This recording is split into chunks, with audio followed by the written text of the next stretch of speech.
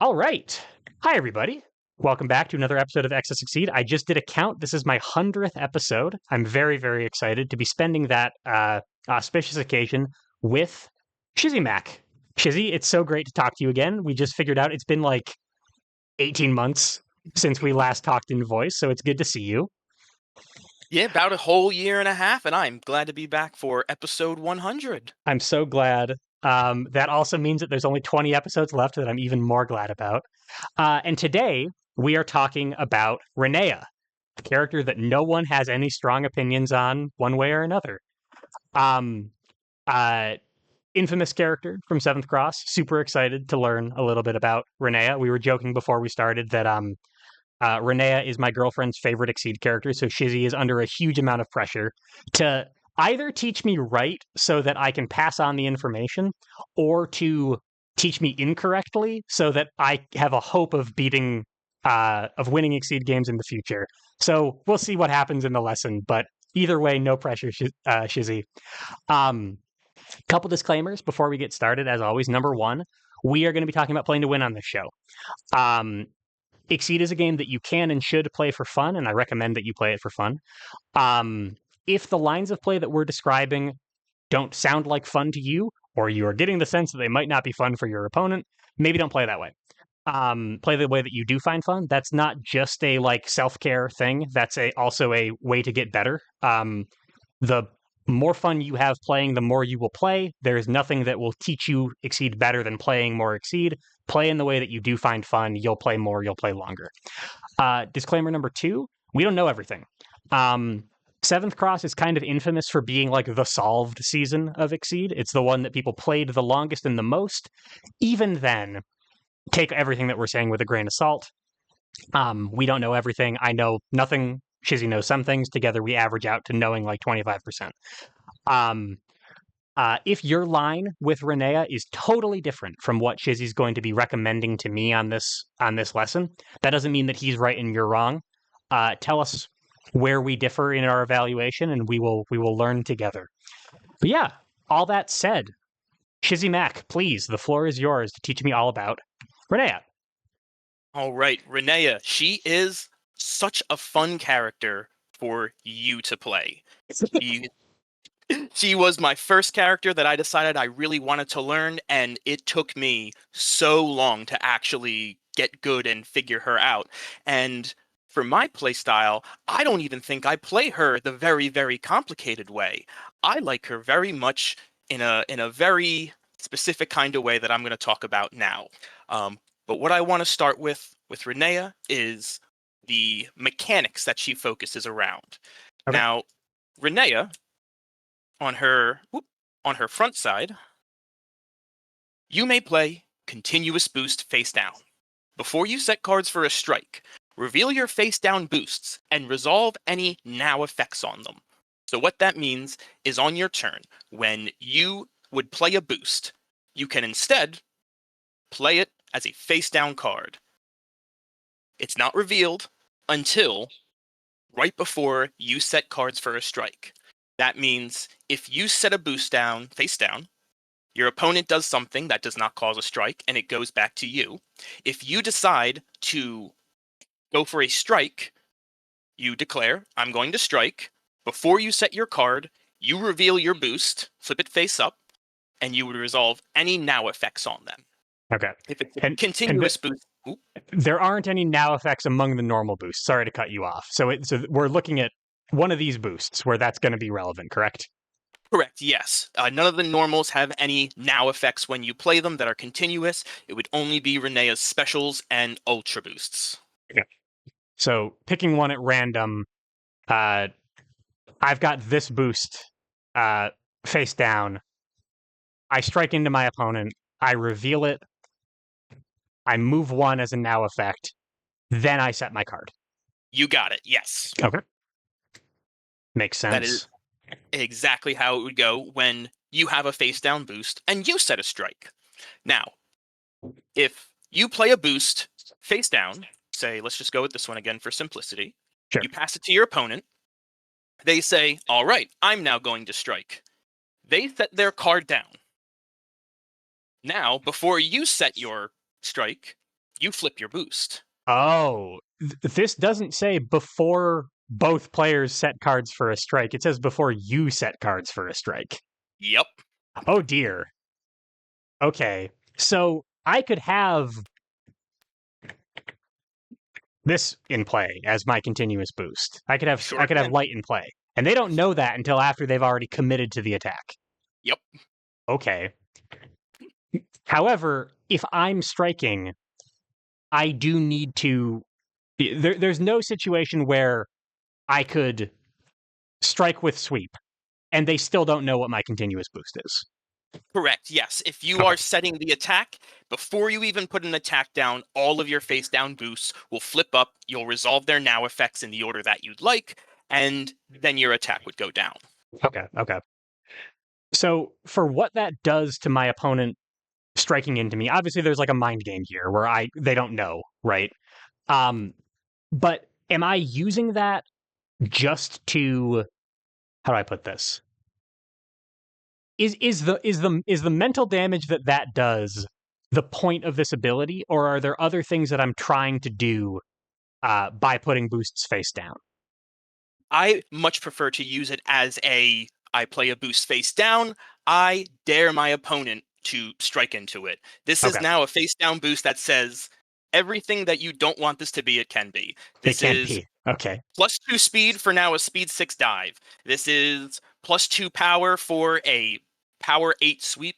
It can be a myriad of other things. Instant movement, removing cards from hand. When we go through her boosts in a bit, you're going to see the absolutely terrifying things that she can do when you attack into one of her face down boosts. She wants to make you fear that. At least that's how I like to do it.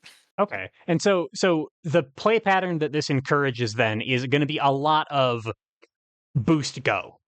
Um, and I'm not really planning on uh capitalizing on, I might be looking for a boost setup. I might be saying, hey, putting light down with dive or spike in hand is a great play, but this is a threat that my opponent is going to have to respect, even if I don't have the light. Even if this isn't actually light, basically. Yes, it could be light. It Okay, very much could be. They will not know until they have committed an attack. it's a quantum boost. Got it. Okay. So that's already a scary thing that makes her kind of like a defensive play beast to that makes it just very hard to strike into her. Um, I also know that seventh cross characters are engine characters, right? So we've had other lessons with other folks on seventh cross characters before, where over the course of the game they are building up these transform cards. These cards with the white text on the black background are not boosts; they're transforms. They enter play as passives. Um, when you hit with the card, or when you have two of them in your hand and it's called EX transforming them. You discard one to put the other in play for free, and then over the game, um, you build up this kind of board state, this engine on your side that is always there and is just making your stuff stronger and scarier forever. And maybe your Exceed mode plays into that. That's kind of like the seventh cross experience. Is Renea's end game about putting down face down continuous boosts and like doing that mental damage? Or is this like a stall while I get my real game plan online? This is a stall to get to your Exceed side. When I Okay. am playing her on her front side, the second that I am able to efficiently, economically exceed, as in only paying, 1 to 0 gauge for it, I am doing that. Or if I need to pay possibly 3 gauge because I believe I need to flip right away, then I'll do that. But she Okay. is a character who wants to exceed as soon as it is a good move. As soon as it's feasible to do it. Okay. So Yeah. so and for people who have not seen those previous lessons, every transform I have will discount my gauge cost by 2. So if I have two transforms in play, I have a 1 gauge exceed. If I have one in play, I have a 3 gauge exceed. Um all 3 in play means my exceed is free. Um so I'm putting boosts down. We haven't even talked about any of the cards or what this end game is, but I'm putting boosts down with my front side character ability to delay the game and make my opponent afraid to hit me, so that I can find these engine pieces and kill my opponent that way. Yes. You're going Okay. to use those to build up your resources, get your transforms down. Once you flip those transforms, you will see how they become an absolute monster for continuing an offense that is both boosted and never ends. Okay. That's a nice fun combination of adjectives you've given me. Um, is there any reason, while we're just still on this one card, is there any? I see that it's you may play continuous boosts face down. Is there any particular reason that you ever wouldn't? There probably is a specific scenario where you want to threaten a boost specifically and you have your opponent know about it. I can't think of one off the top of my head, but there may be a point where you need to go, I play light for +2 speed. I need them to know that this is something I'm planning on doing for something next turn, and they Sure. need to answer it. There is no ifs, ands, or buts about it. Okay. Uh, Again, it's such a hyper-specific situation, I think, but most of the time, you're going to play the boost face down. Right. Looking at these boosts, I guess the only other time I could think of is like if you need the now effect now instead of when the strike is happening, like you would put down jujitsu if you needed to move one and have +1 power right away instead of at a unknown later time. But yeah, I feel like I'm thinking very hard to come up with reasons to do that rather than the obvious advantage of just them not knowing what this is. Yeah, you know what the boost is, and the boost stays the same. It's just they don't know anymore. So I Right. really don't know. Yeah, so why bother for the most part? Okay, so keep an open mind, but probably you're going to be playing all your boosts face down as Renea for the first while of the game. Yes. Okay. Um so where to from here? We've got a bunch of normal boosts and some number of continuous special boosts that we can use to scare our opponent. Should we talk about what we're aiming to do later on or how to get there? I'm good to do the lesson however you want to. All right. I am just going to really briefly talk about how she exceeds and her exceed side, and then we'll get into the specials and their boosts. Sounds good? Sounds good? All right. So with Renea, what you are wanting to do is try and land your 3 specials with transforms on them as soon as you can, or EX transform them. Right. Uh, because when you exceed, you put the top 3 cards of the opponent's discard pile with boosts into your briefcase. Now We you have a might new, be asking, what is the briefcase? right.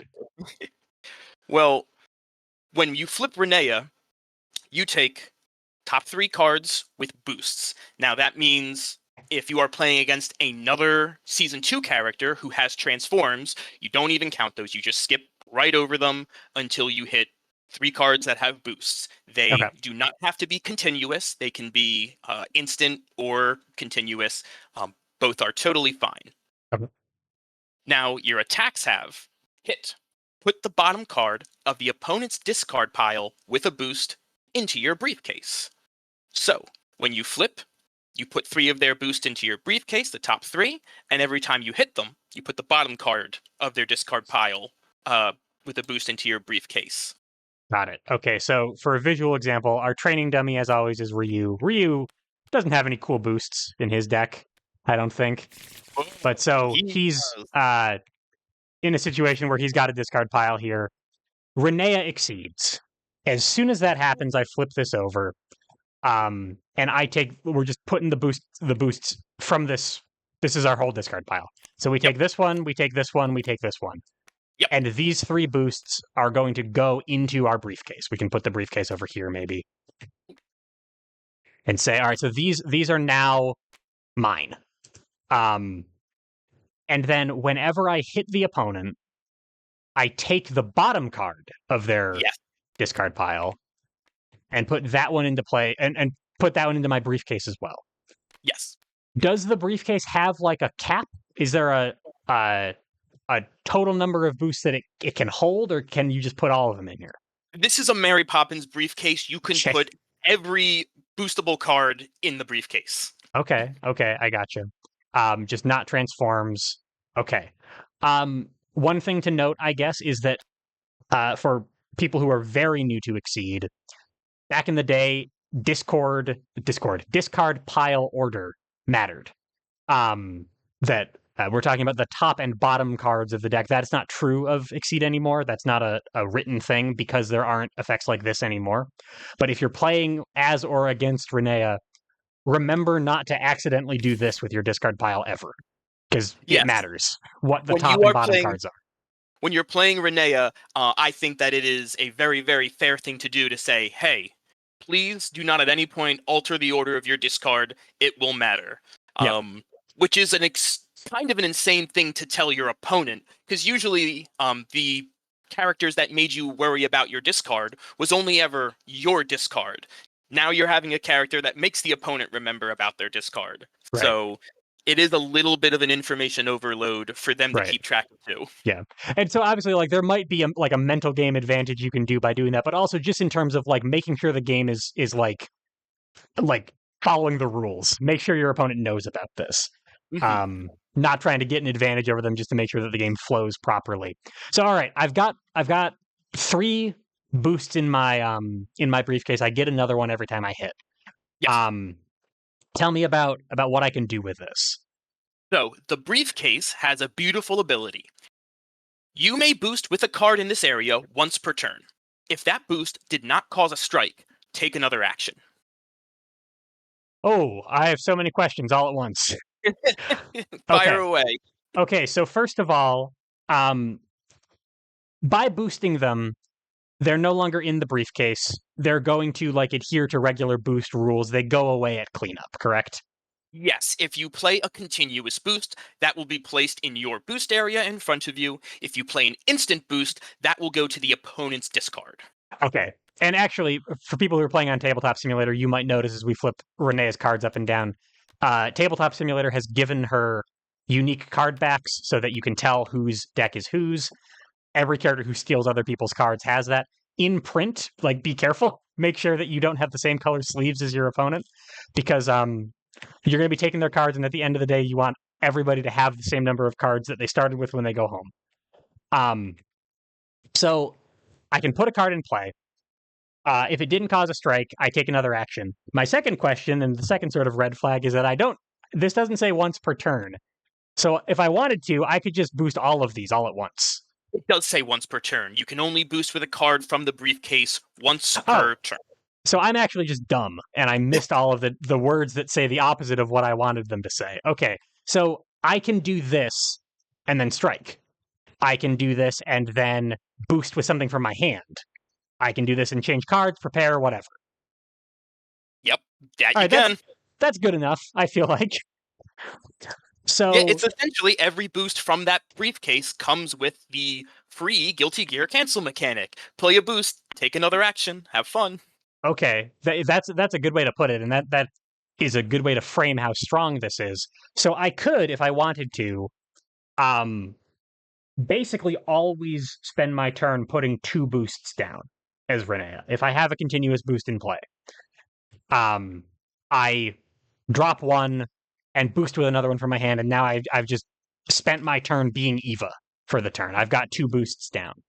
Yep, One of them has to be my opponent's, but hey, that's okay. I have them here for a reason. they're free. Um, yeah, I can't get them back once they've been used. They go back to my opponent's discard pile. They would go to the top of my opponent's discard pile. Yes, Okay. So when I exceed, I'm taking their 3 most recently used boosts. yeah, After that, I'm taking their first used boosts. from Correct? the bottom. Yep, Got it. Okay. Um, if there's nothing in the discard, I probably shouldn't be exceeding yet. Correct? correct. Yes, All right. I need something there to do anything with. And the times that's going to matter is when my opponent reshuffles or something like that. So timing my exceed might be useful or important to getting useful boosts. absolutely. If you're not going to get 3 cards into your briefcase by exceeding, it is probably not a good time to exceed. Okay, is that kind of the bare minimum, or am I? You mentioned a second ago that like I'm looking to exceed as fast as it's feasible. Does that mean that I'm exceeding when I can afford it? Or does that mean that I'm exceeding when I see like 3 specific cards that have gone into my opponent's discard pile that I want right now?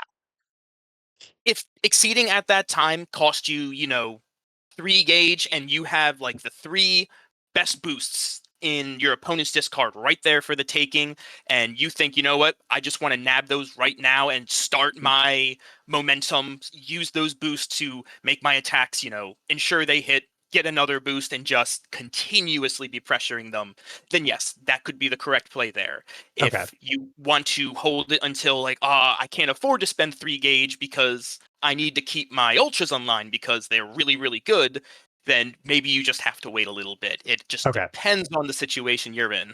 But I'm probably, unless it's like there are some boosts that are just bad, right? Unless I'm up against a character who just like there are 3 terrible boosts and I see all of them all at once and it's time I've got a 0 gauge exceed, would I ever wait until I get better boosts, or is it more important to just get something going?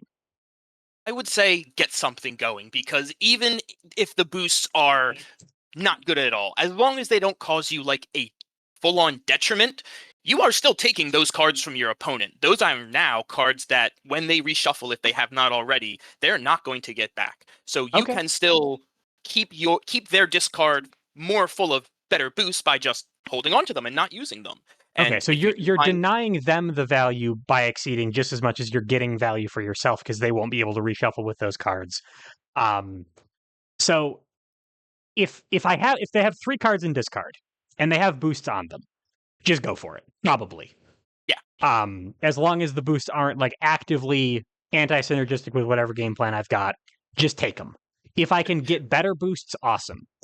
Um, and then I guess similarly, am I particularly worried about what my opponent's first boost was when I hit them? Because I'm going to be going through them one by one as I hit them. I can't ever like get something from the middle of their discard pile or select a boost from my briefcase. Does that matter, or am I really just kind of taking what I can get? you're taking what you can get and making it work. It is almost like when you're playing Platinum and you are flipping boosts off the top of your deck. They're free. You just have to now adjust your game plan to them. I hit you. Okay, Oh, I got a +2 speed. Now I know I can I make can use the this +2 speed. Okay, Yes, I can save up. Okay, I'm gonna save this spike now because I have this. Let's go for that. Or, oh, I ripped a parry. Let me keep my reading because now I can parry for free and then essentially get a free strike. oh So, right, because I take another action. That action could that's people love guaranteed readings. yep. That's already pretty messed up. Okay, I'm starting to see the vision here. Like I Um, said, Renea's 2 things: boosts and information, and she leverages both so, so well. okay, so I get something. Odds are I can use it in some way. I'm not looking for like a specific line. It's going to be different for every player, every character that I'm playing against. They're all going to have different boosts I can use. Um, okay, so that's the the exceed side. Is that the game plan for the end of the game? Is I'm just going to leverage my opponent's big scary boosts? Yes, that is usually how I close out my games as Renea. I flip her, grab the biggest, scariest boost that I can possibly get, and just use those, make sure my attacks hit. I trade up, get more boosts, and just always be ahead on them.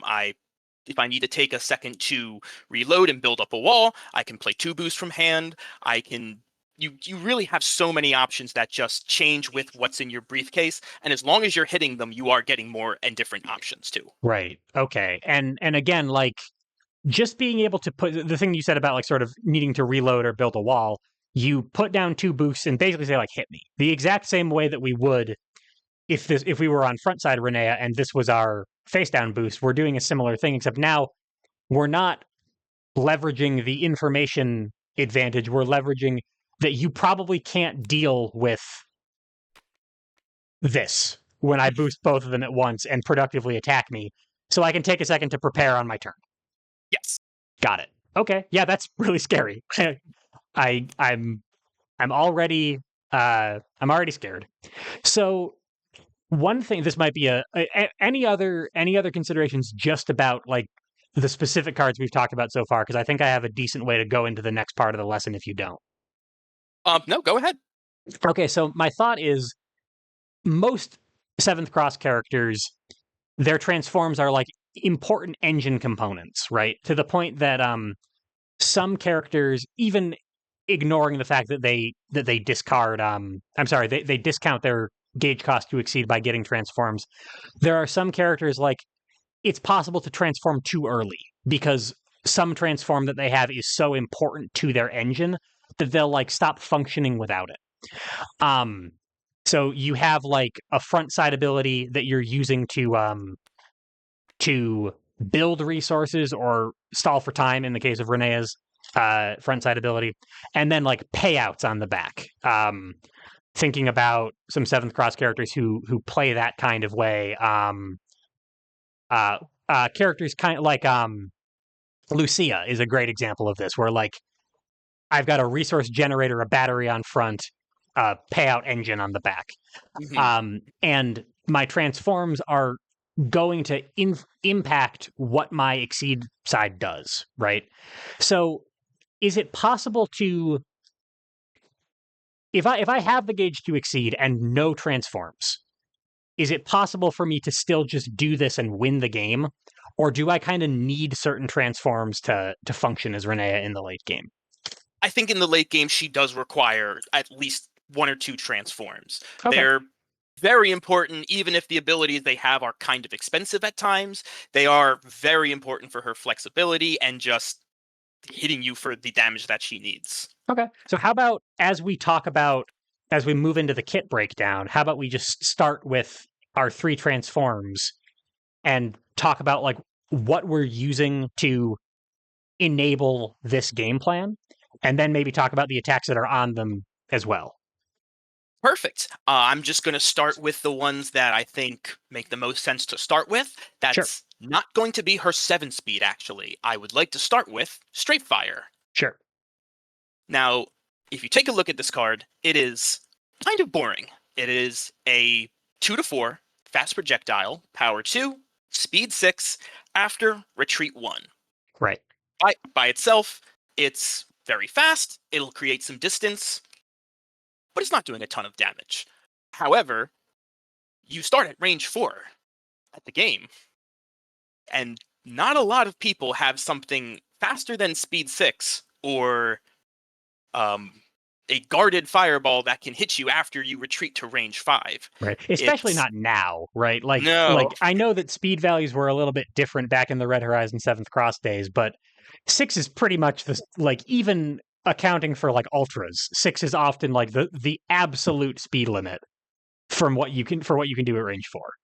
yes. And then also like with the retreat 1 after, it is really unlikely that they'll have anything that can stop it.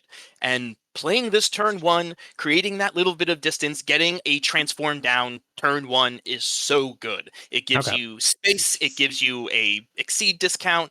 It's one of, if not the best opener that you can start with. Um, just the other thing, it's so telegraphed if you do it at the start because it's just such a good play to do. It Right. Yeah, I is, mean like this beats every normal at at 4 or even at 3. Um this is just like it just wins.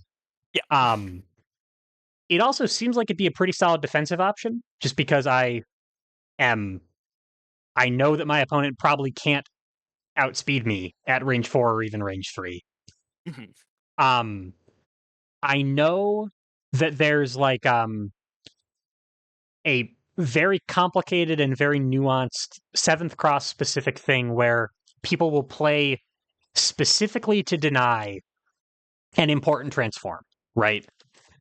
So, for example, let's say I'm going into a little bit of a hypothetical here, but let's say that we've got our training dummy Ryu and we're in opening positions and it's his turn first and he strikes into me. He's got no gauge or anything. He strikes into me. Am I just assuming, pretending I don't know what this transform has, but I'm assuming it's really good? Um, am I just assuming that what he's striking with is cross to make me whiff with this? Like, is that the kind of uh, information warfare that I should be expecting from the seventh cross meta that like I'm trying to play to deny my opponent's important transforms? Yes, it's something that they want to avoid getting hit with or having you put down at all costs. For a lot of characters, that can be done with either just boosting the normal in your season that lets you advance to range 1. If you're going second, this card gets not a lot worse, but a lot worse in your opening hand because the enemy can just rush you into the face. They can go right Right. out of its range and make it not very good. Right. When you're on the play, it is just much, much, much, much, much better. Right. Um, So, and I guess the reason I'm asking about this stuff is I mentioned that this is like a really strong defensive shape. But unless you're about to tell me that what's on the bottom of this card, this transform, is completely useless and my opponent doesn't care about it, which I sort of doubt, if my opponent is striking into me at range 3 or range 4, they are striking into me with something that's going to beat this card. yes, they are prepared that they can fight that and win. Okay. So it's actually probably not a very good defensive option because why are they? It's a pretty good you can't strike into me at range 4 option. And that way it's a defensive option. But if they're actually striking into me, I should assume that they're not, that I can't play this. And I should They're, probably save it for offense so that I can get my transform. so you can absolutely make sure it lands because that is the most important boost or most important transform in your kit, I believe. Got it. Okay. So yeah, I figured that is why we started with it. So yeah, let's talk about the transform. Just wanted to make sure that my instincts about this being an awesome defensive shape are actually wrong.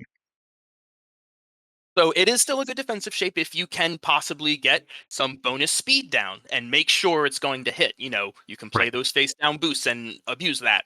Right. So when Renea was exceeded, and I told you if you boost from the briefcase and then boost from your hand, you can get 2 boosts on your turn immediately. Sure. Her transform on this reads: your attacks gain hit. If you have 2 or more continuous boosts in play, +2 power. That's a whole third boost's worth of value, Shizzy Mac. You So get a free fierce with for every fierce. boost. Buy 2, get 1 free. So I have a fierce in my hand. I have a light in my briefcase, and I go briefcase, fierce. Now I have +4 power, +2 speed. That's too many stats, I think. You have every move as an ultra now. Yeah, that's a good way to look at it. Okay. And this is continuous boost specifically. So I actually do care about the contents of my briefcase in terms of like these are 3 instant boosts over here. I might have some difficulty confirming it that way. Yes, Um two of her moves specifically interact with continuous boost, or 3 of her cards interact specifically with continuous boosts. okay. And we'll get into the rest of those a little bit later too. Okay. So why is this such an important part of my late game? I guess it's kind of an obvious question because +2 power is a lot of power, and I can use that to chunk my opponent's life bar and make progress in the game. Is that basically it? +2 power is so many different breakpoints that you are getting for free. With the normal boost of, say, like +2 power, +2 speed, she's got a +1 power on her ultra here. She's got +1 power, +1 speed over here. She loves getting free stats because she will make them hit you for God knows how much damage for what feels like free almost. She just Right. plays a boost from the briefcase, a boost from hand. She now threatens the most horrifying mix-up you can think of. And when she hits you again, she gets to do it again. Okay. And because she's gonna keep funding her briefcase, she can probably keep doing this. It's not costing her. It's costing her 1 boost. It's actually very economically efficient on her end compared to if I had a imaginary character ability that said you can boost 3 times per turn. And I said, okay, I boost fierce, fierce, light. That's obviously crazy.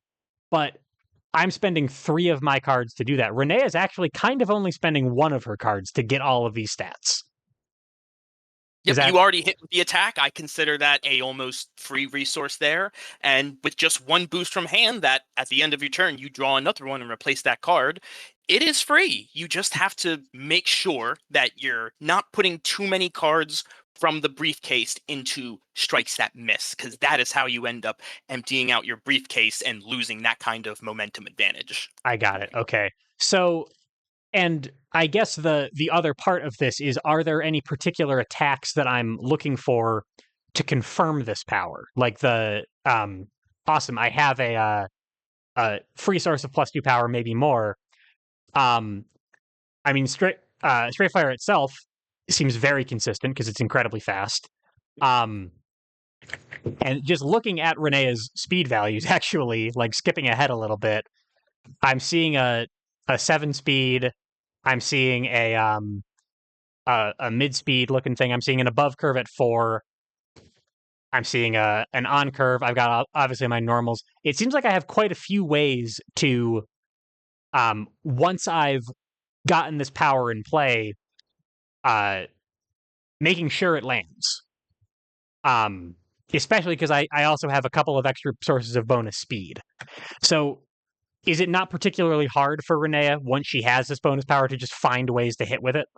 Not at all. No. Once you flip with her, you can so consistently, depending on how many continuous boosts you have in the briefcase. If say you have two, you can play one of the continuous boosts and say prepare on your turn.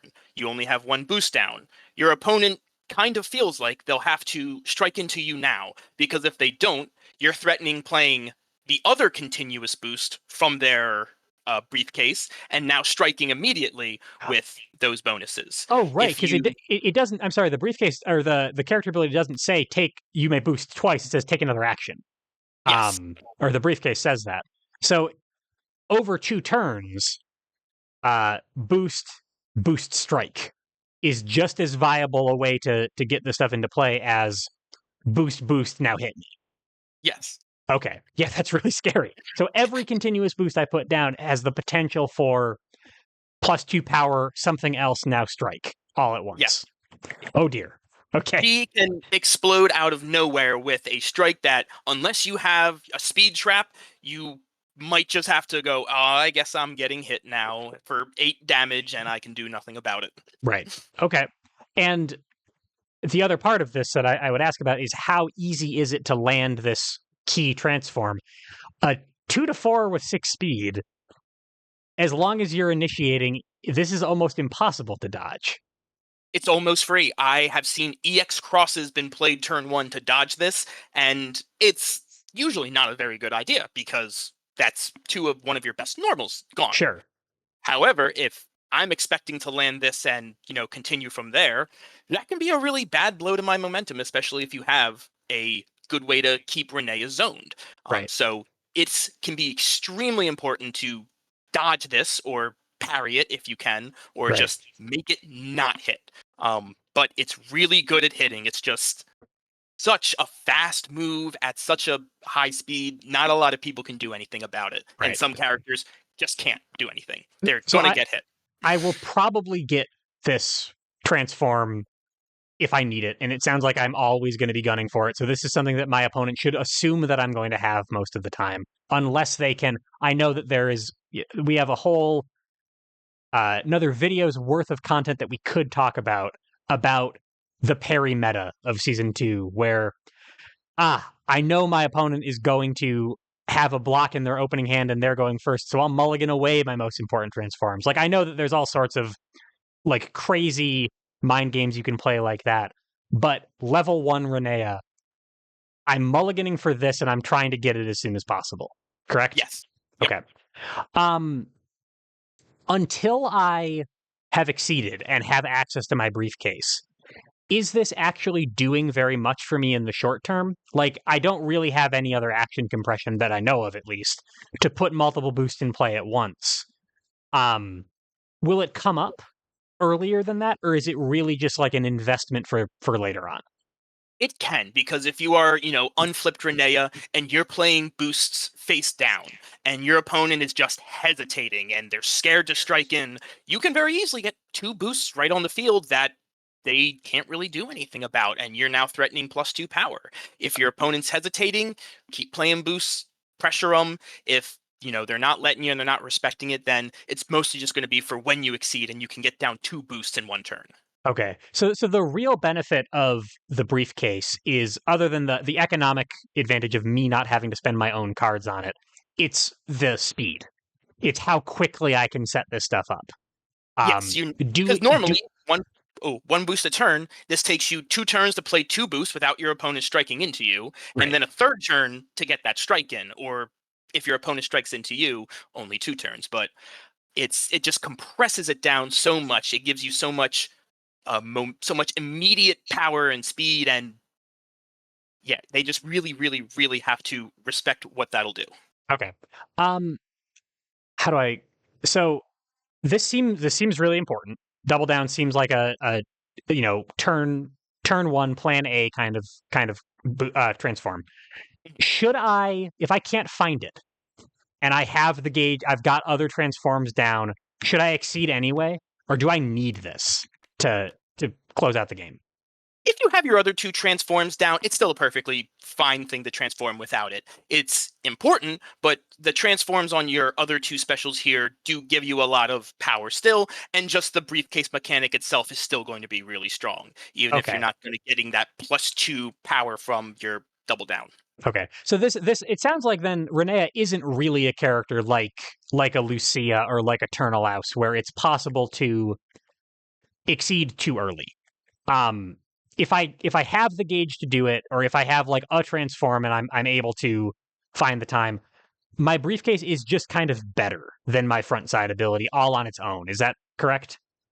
Depends on how much the opponent is pressuring you. If you're starting to fall behind and you need those boosts from your opponent's discard to catch up, yes, it's a good idea. But Okay. if you have to spend 3 gauge to exceed, her ultras are extremely good. They are really, really good. I love using her ultras. I've been in situations where I've had to use those before I exceed and delay how fast I exceeded, and it's been worth it because they are that good. I'm not super quick to spend gauge that I don't need to exceed, because I want to make sure I can get at least one of these ultras as an attack. Got it. Okay. So it's not that the engine component is necessary for the exceed mode to function. It's literally just the gauge discount that is going to be relevant enough that I am going to want transforms in play.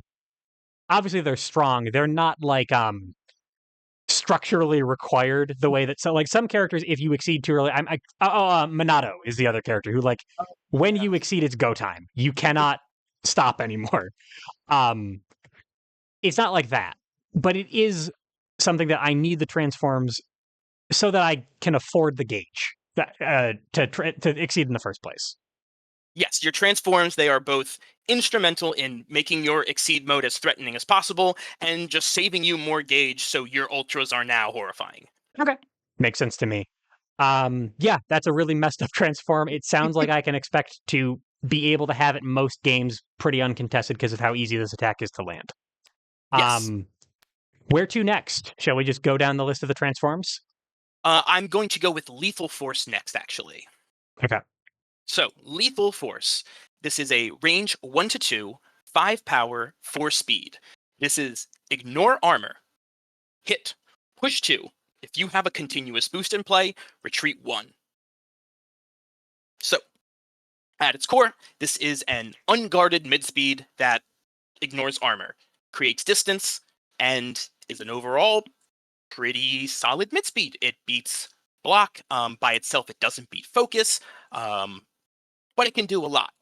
It can push, so it can beat sweep at range 2. If you have a boost down, you can beat sweep at range 1 just by pushing them out of the way and then retreating, as long Sure. as you have the room.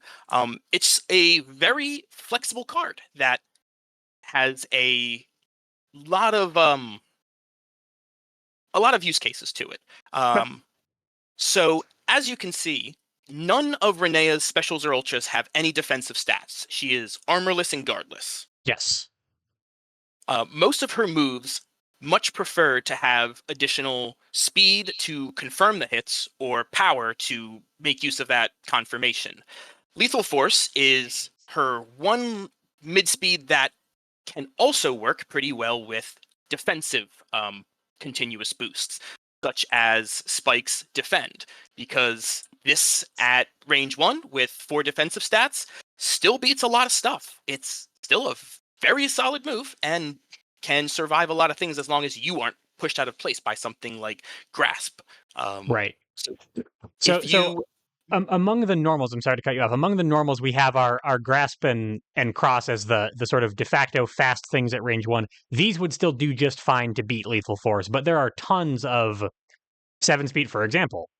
This uh would beat lethal force just fine unless you had defend in play because it doesn't move it far enough out. There are tons of specials that do stuff like that defend on lethal force would be able to um muscle through. Yeah, lots of DPs usually at range 1 and 2, the speed 7 or speed 8s if you're the one attacking, that kind of stuff. Sure. Okay. Uh, Um s- yeah, I'm sorry. I cut you off. Please continue. no, you're good.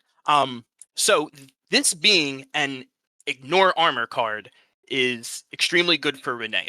Um, as I told you before, she leverages 2 things: boosts and information. Um, when you are able to use your opponent's hand information, say you played a parry and off of your briefcase, and now it's your turn to strike, and you know what's in their hand, you can read something, make it ignore armor. This can be copies of Spike 3 and 4, and the fact that you can even play it against things that you're not going to break uh, makes it extremely good. When you hit with it, you always want to transform this too. Just as a aside, real quick, for most season 2 characters, and especially you don't want to put your transform strikes into gauge instead of transforming them. You always want to transform them unless you are literally going to die next turn if you can't pay for an ultra. That can be Right. the only reason I can think of. Right. Or you've already transformed one, right? Like you you Yes. you can't get a second copy of a transform, so therefore uh it's going to go to gauge by default sometimes. But to your point, if you have the choice, often or almost always you would rather transform it. Yes, it's like a 99% always transform that. Right. So with the transform on lethal force following leads. After resolving a boost, you may spend 1 force. If you do, move 1. Ignore this when turning a boost face up. So when you are Renea's front side, this is not going to be super useful unless you need to play a boost face up to move. This is one of the use cases of playing a boost face up when you have front side Renea, is if you need to move right then and there and also get a stat down or get an effect down. Um, Right. So so, resolving a boost basically means putting it into play, correct? or doing its effect if it's just an instant boost like parry or reading. Right. Okay. So if I did put into play a face down continuous boost, if I did this, I am resolving the boost. I could just move 1 then, right? I do But not believe so. I believe okay, that resolving the boost is resolving the entire text on it and activating it. When got you are it. playing a boost face down, you're not resolving anything. You are just taking the boost action, but nothing's happening. Okay, At that least makes that is sense. how it was explained to me when I first started her. Okay, that makes sense. And I cannot contradict you. I don't know, and I was not there during season 2. I know that Renea is kind of infamous for having like a lot of FAQ uh style questions. So like check with a knowledgeable player if you have one in your scene for any of the other various weird little things that are going to come up with Renea. I'll think of the ones I can think of as I talk to Shizzy Mac, but I'm We'll sure there's check going to with be more that Faust. we miss.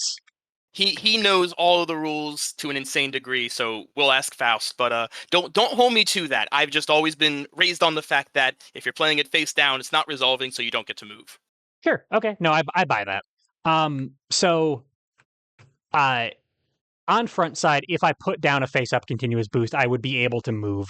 Obviously, I'm playing a lot of boosts in exceed mode. Yes. Um so what kind of play does this enable for my exceed line? So when you are exceeded, this gives you the ability to possibly move up to 2 on your turn and still strike if you're willing to pay 1 force for each boost that you play. Right. So say that you have a you have fierce in the briefcase and you have reading in your hand. Okay. So you can drop down your fierce, go, oh, right, I will pay 1 force out of my hand, get rid of a card, close 1. Reading I will spike. now I will now boost reading. I'm going to name, Spike or whatever. I can now move again because I've resolved this boost. And Right. then I strike, and then your strike goes down, but then the boost fully resolve, and you can move 1. It Right. is You have so much flexibility in your range and your spacing with this. And even though it costs 1, it's just action compression.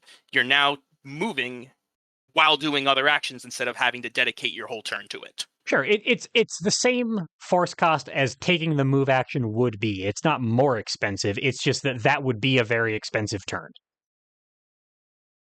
Yes, you're going to spend resources to do this, but when you have a spike that needs to hit and you're 2 away, you can drop +2 speed, move 1, reading, move 1, bam, strike, have fun. I'm now hitting you very hard. Okay. So this increases my threat. This increases my flexibility. Yes. Okay. Makes sense. Um, as a you sort of sung the praises of Lethal Force as a card that you would play in the game of Exceed, specifically as a transformation delivery vector. It does not even compare to Strafe Fire. This is way harder to hit. Yes. There are loss cases for playing this card, for example. So am I tempted? I can actually, I know that sort of the going wisdom is like if you can EX transform a card, you probably just should because you get so much value out of doing it. I can actually see a situation where I would just strike with Strafe Fire because why not? It's probably going to hit. With Lethal Force, I feel like I would have to do some work to confirm this. Yes, that one definitely needs some backup in some kind of boosts, because by itself, it's just unsafe. It's a bit better. Now, I don't say better because it has less range. It's almost lateral from Spike, but it's beaten by everything Right. faster than it. You'll just get stunned right out if you're not And, careful. and Spike is a card that is famous for losing combat or missing all the time, right? So it's Yeah. not a being a lateral move in terms of consistency from Spike is probably not what you want for a very key transform in your kit. Is this important enough that I probably shouldn't just be throwing Lethal Force as a mix-up option most of the time? I really am trying to confirm it. I really applaud anyone who does because that's insane and I love it. And if you do hit with it, it will usually win you that strike. You'll win by either breaking them or pushing them out of the way. But I do not play this without some kind of speed or guard boost or a reading that I know is going to hit because it's 5 damage. That's going to happen. It will be safe.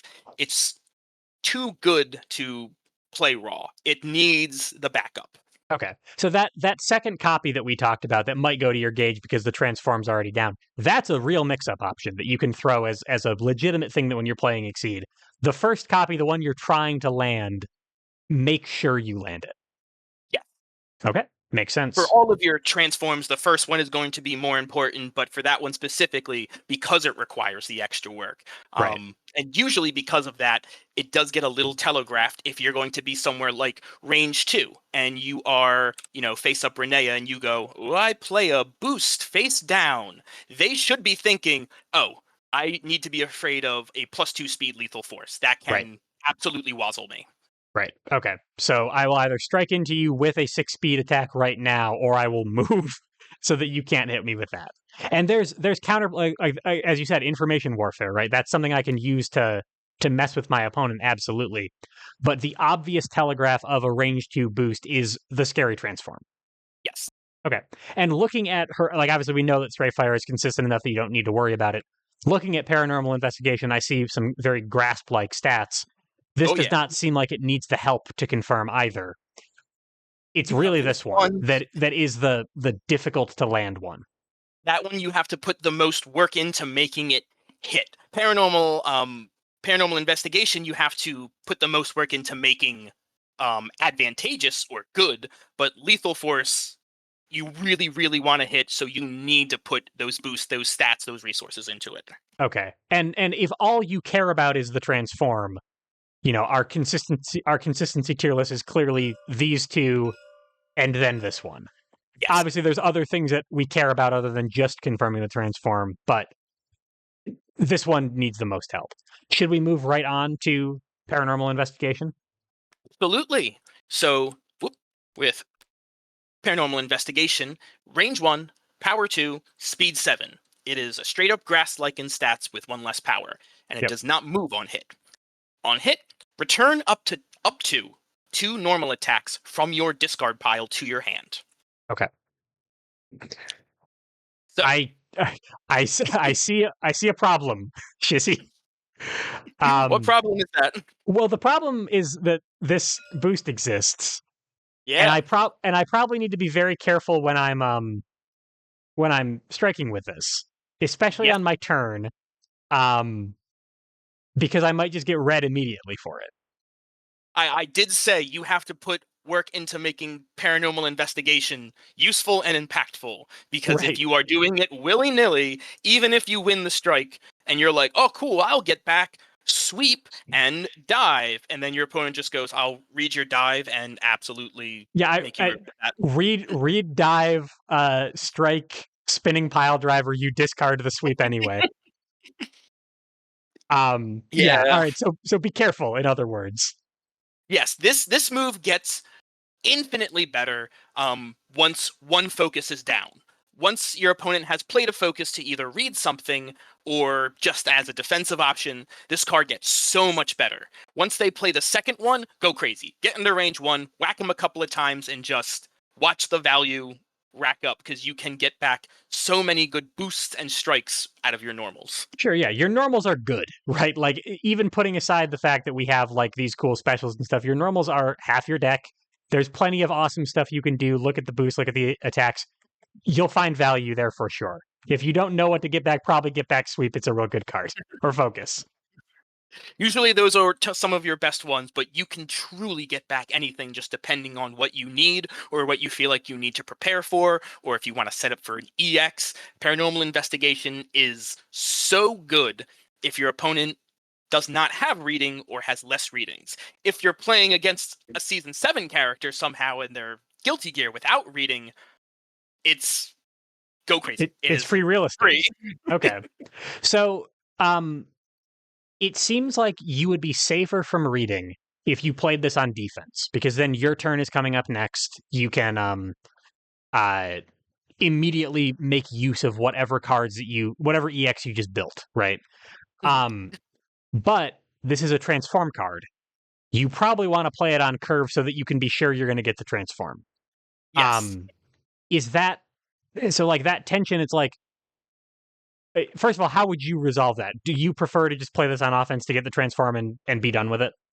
Yes, I much do, because even if I am playing this against a sweeper focus, I still get a transform, I'm still up 1 or 2 cards, and I now don't have another copy of this to have to worry about in my deck, because usually you only really want to play this like the first time. To It's land the really good. transform in the first place, sure.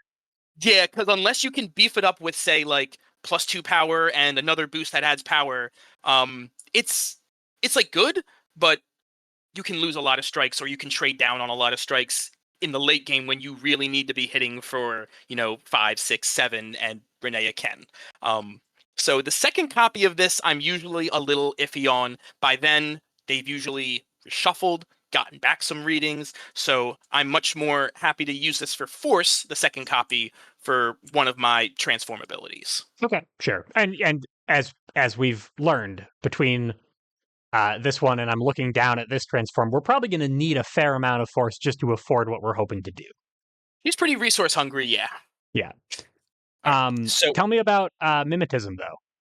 all right. So the transform on paranormal investigation, mimetism. Your attacks have after. You may spend 2 force. If you do, choose one of your continuous boosts. Do not discard it from play after the strike. Okay. So that's an after effect, which means that um, we don't need to hit, but we do need to not Not be be stunned. stunned. Yep. Okay. Um, at least by the time we get to our after. Um, 2 force is a lot. However, I can see having a continuous boost means it's a lot easier to maintain this for a lot longer. Yes. Is that mostly what we're using it for? If you are willing to spend that 2 force after a strike to keep a, say, +2 speed or +2 power up, and then next turn literally just be able to threaten, play 1 boost from the briefcase, attack you again, and I'm just going to attack. I'm going to boost and attack you for as many times as I have a continuous boost in the briefcase. And you're just spending force happily to do that, spending it out of your hand, your gauge, just to make those last couple of hits strike, keeping up your, especially +2 speed. That's such a good Yeah. boost to keep up. But it just gets better and better and better for each crazy boost that your opponent might have. So someone like Ryu, who has Way of the Way of Warrior the for Warrior, 3 turns in a row. yeah, I'll happily spend a 2 force to keep that boost up there. That's crazy. Yeah. It usually works best against other season 2 characters who have crazy insane boosts. I have kept one that I think it was Imogene that the boost said, you gain advantage and also stun immune or something Oh crazy. And I'm no, like, I know it's on her 4 gauge ultra, I think. yeah. Yeah, it's now strike the opponent must defend with a wild swing, you gain advantage, something crazy like that. And I Um played that and just continued to make my opponent very upset. sure, yeah. So look for whatever you've got in the briefcase. I should have asked this when we were talking about the briefcase, but now that we're talking about continuous boost with costs, the wording on briefcase is you may boost with a card in this area, not you may put it into play. So if I did boost Way of the Warrior, You're I would paying the need to force. spend a force to do it. Yes. Okay. Obviously sustaining it doesn't cost me anymore. I'm not spending extra force after that. So once I get there, it's just the regular 2 force. Um, is what you're talking about like obviously that's like a ton of resources to throw towards a strike. Um, am I looking for boosts of that quality? Like I'm looking for light or greater in order to really make this viable. Yes, Turn I over believe turn, I mean. because just keeping it for like a decent boost, like let me see, like if I'm just keeping it up for defend, +1 armor, +3 guard, that's usually not worth it unless I just really, really need those defensive stats to win the game. Right. Most of the time, I am keeping this for +2 speed to keep 1 boost, and that way I can just play 1 more boost to keep my double down active. Right. That's going to be your absolute most optimum use case scenario, is keeping some form of speed and having 1 other boost out from your briefcase to play, so you can constantly be threatening a ton of power and speed. Right. So I'm mostly thinking of this as like whatever the best boost is, I'll just keep that one, sure. In terms of doing it turn over turn over turn, is that common? Or is it Yep. more likely that it's like I'll sustain it one time and then I'll let it drop because I can't afford it to do it, or it would be diminishing returns to continually sustain this boost. Yes. It's not something that you can keep up for a long time. In that scenario, that is how I usually end the game with Renea, is I am Okay, just fair. keeping up a constant onslaught of +2 speed, +2 power, and some other boost effect. I am happy to pitch my hand to just make sure this offense does not go away and that my opponent is under that kind of pressure when they are pretty close to being dead, knocked Okay. out. Okay, In the sure. middle of the game, not really worth it. You'll just be pricing yourself out of the late game. Right. You might do it if you need it for 2 turns, but not for 3 or 4 or more. No, Okay. you'll have to stop and prepare at that point. Okay. Makes sense. I also noticed like when we talked about double down that that really only seems like it's going to be particularly valuable when you have the accelerant of your briefcase being able to allow you to play 2 boosts per turn. This actually seems like it would be very viable as a if you get this early, like frontside Renea can do this too. Um, having a light that you can sustain for an extra turn is still strong, even if you don't have the briefcase, right? Yes, it still is. And if you need to do something like that to keep your lethal force threatening, like, oh, I have +2 speed here, I play a card that is not lethal force. I play the other side of the mix-up. You can still spend 2 force to keep that +2 speed and say, hey, I still have this very threatening speed 6 ignore armor. Don't forget about it. Sure. So I baited out the response to lethal force. And now I play the lethal force, and it's more likely to be confirmed. So in the early game, I'm probably treating mimetism as a way to sustain a boost that will let me get another transform, because that's probably the only thing that I can do that's going to be impactful enough to be worth the money that I'm spending sustaining it. In the On the late front side, game, I'm sorry, go ahead. on the front side, yes, you're Yeah, going yeah, to want yeah. to use that to do exactly that. Sorry. Yeah, in the late game, I'm using it to kill my opponent. You are pounding down on them with attacks that should not be as strong as they are and should not be as fast as they are. Okay. Yep. Makes perfect sense to me. So the late game play pattern, when I have all of this stuff in place, is when I have like a full suite of resources. We're kind of in like magical Christmas land. The game is ending now, but the Renea fantasy is: I take one of your boosts, I I boosted it.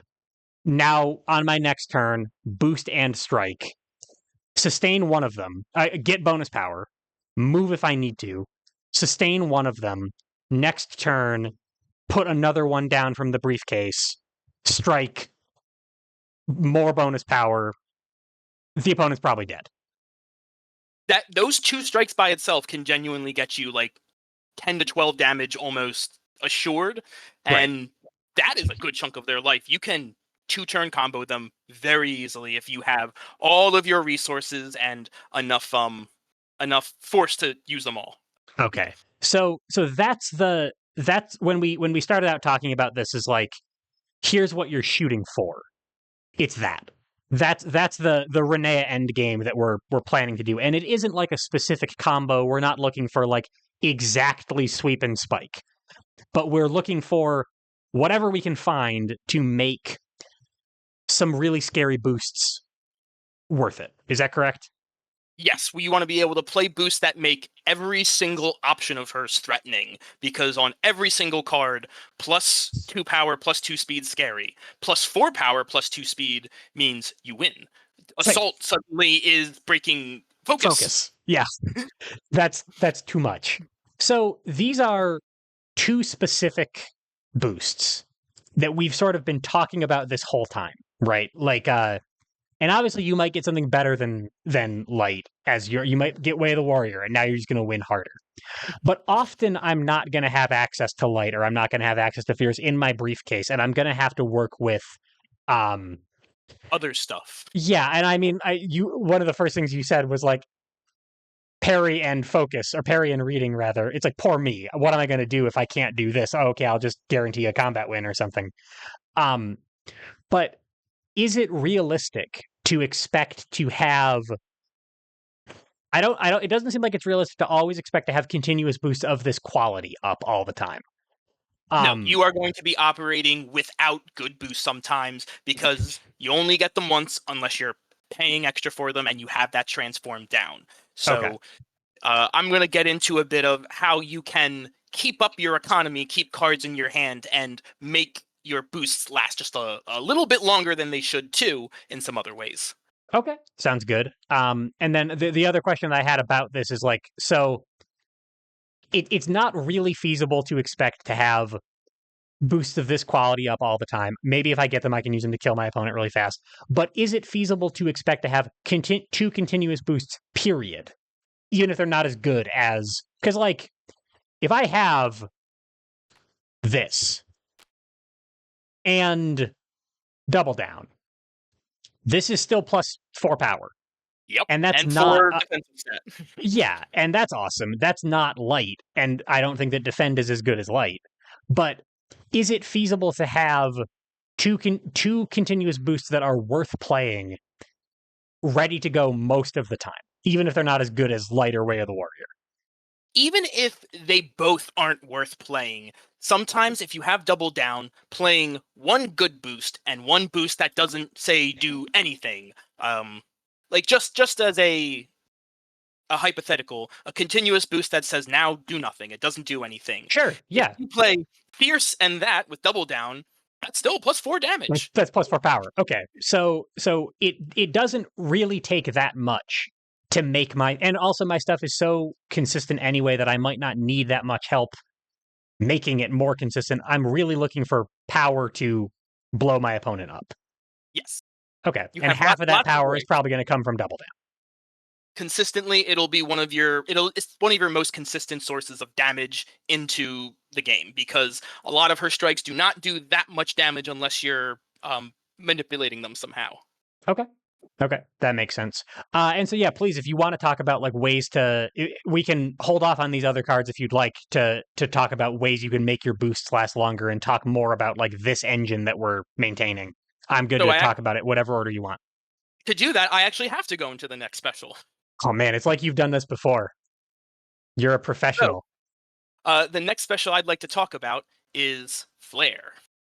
It is a range 1 to 4, power 3, speed 5. So it's kind of like a fast dive. Not a ton of power to it.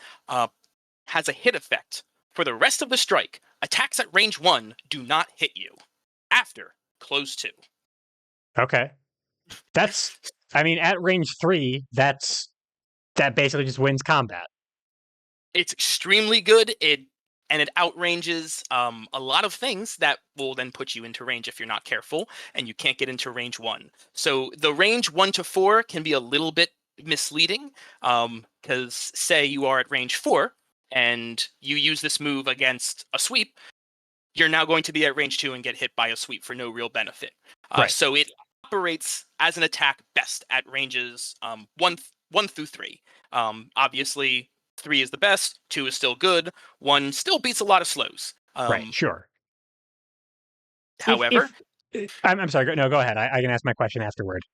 I was going to go into the boost at this point, so please ask. So really quick, like I think that we're outside of the realm of feasibility by asking this, but like when it says for the rest of the strike attacks at range 1 do not hit you, if they like have defend down and wild swing into an assault, I hit them, move to range 2, they come in and hit me at range 1 and whiff, correct? Yep, that is correct. Awesome. All right, so they don't need to be at range 1. If they move to range 1, they still whiff. Okay, cool. So like a Tatsu, for example, from Ryu, I actually might be able to play this at range 4 and still not get hit back. Yes, I believe only at range 4, because then if you do it at range like 3, then you'll go to range 1. You'll and then go to talk range 1, they'll leave range 1. Right, okay. So it might be a little bit dicey with guarded advancing options, but so keep an eye out for that. Got it. Okay. Depending on where you're at, the corners can really mess you up if you're not careful. But it's a very good stipulated range dodge. You do need to be faster than the opponent to hit them, and you do need to be at a specific range to close to range 1 so they don't hit you. Sure. Okay, makes sense. But still, like strong range 3 play that just doesn't really lose combat to much of anything. Yes, very solid card. Okay. It's and then please tell me about Fake Out. So Fake Out is a boost that says, now, return this card to your hand, then draw a card. So when you were saying a second ago about a continuous boost, a hypothetical continuous boost that says do nothing, this isn't quite that. It draws you a card and you get a card back, but this is kind of close to what you were saying. See, I disagree, because I would like you to tell me. Okay, pretending. Hence the name Fake Out. Which boost should you be scared of? Right. Because this is every boost. Yeah, it could be anything, and I can keep on getting it back and continually threatening it. So yes, when you play it face down, you go, okay, opponent, it is your turn. And if they say, all right, I gotta strike in, I have this card prepared for them playing the +2 speed light boost. I know they're going to do this. I'm playing this strike to prepare against that. Oopsie. Right. Actually, you now know I have Flare in my hand. I will put it back, I will draw a card, and now I very much have a viable card to play, and I baited out your strike. I can now play a completely different card. I can go into playing a block. I can play whatever I am fearing at that moment. But it just essentially lets you play a boost face down that does nothing until your opponent strikes. They have to figure out, what that card is. Right, and it might just be Flare, and you might just play the Flare again as an attack because you just got it back into your hand. I've done it many times. Okay. Okay. So this is specifically something that you're going to be doing as frontside Renea. Yes. Correct? Okay. It is not good as a boost on backside Renea. It will never contribute to her boost count for double down because she is always going to be putting it back into her hand. So once she flips, this is going to be a attack. That's it. Right. Okay. So this is part of our kind of stall tactic that we were describing at the beginning of the lesson, is like this is a way to keep things from spiraling out of control while you're searching for your end game. Yes. It is Okay. also Okay. an extremely valuable part of your mix-ups, as at range 3, this can be threatened along with dive or assault.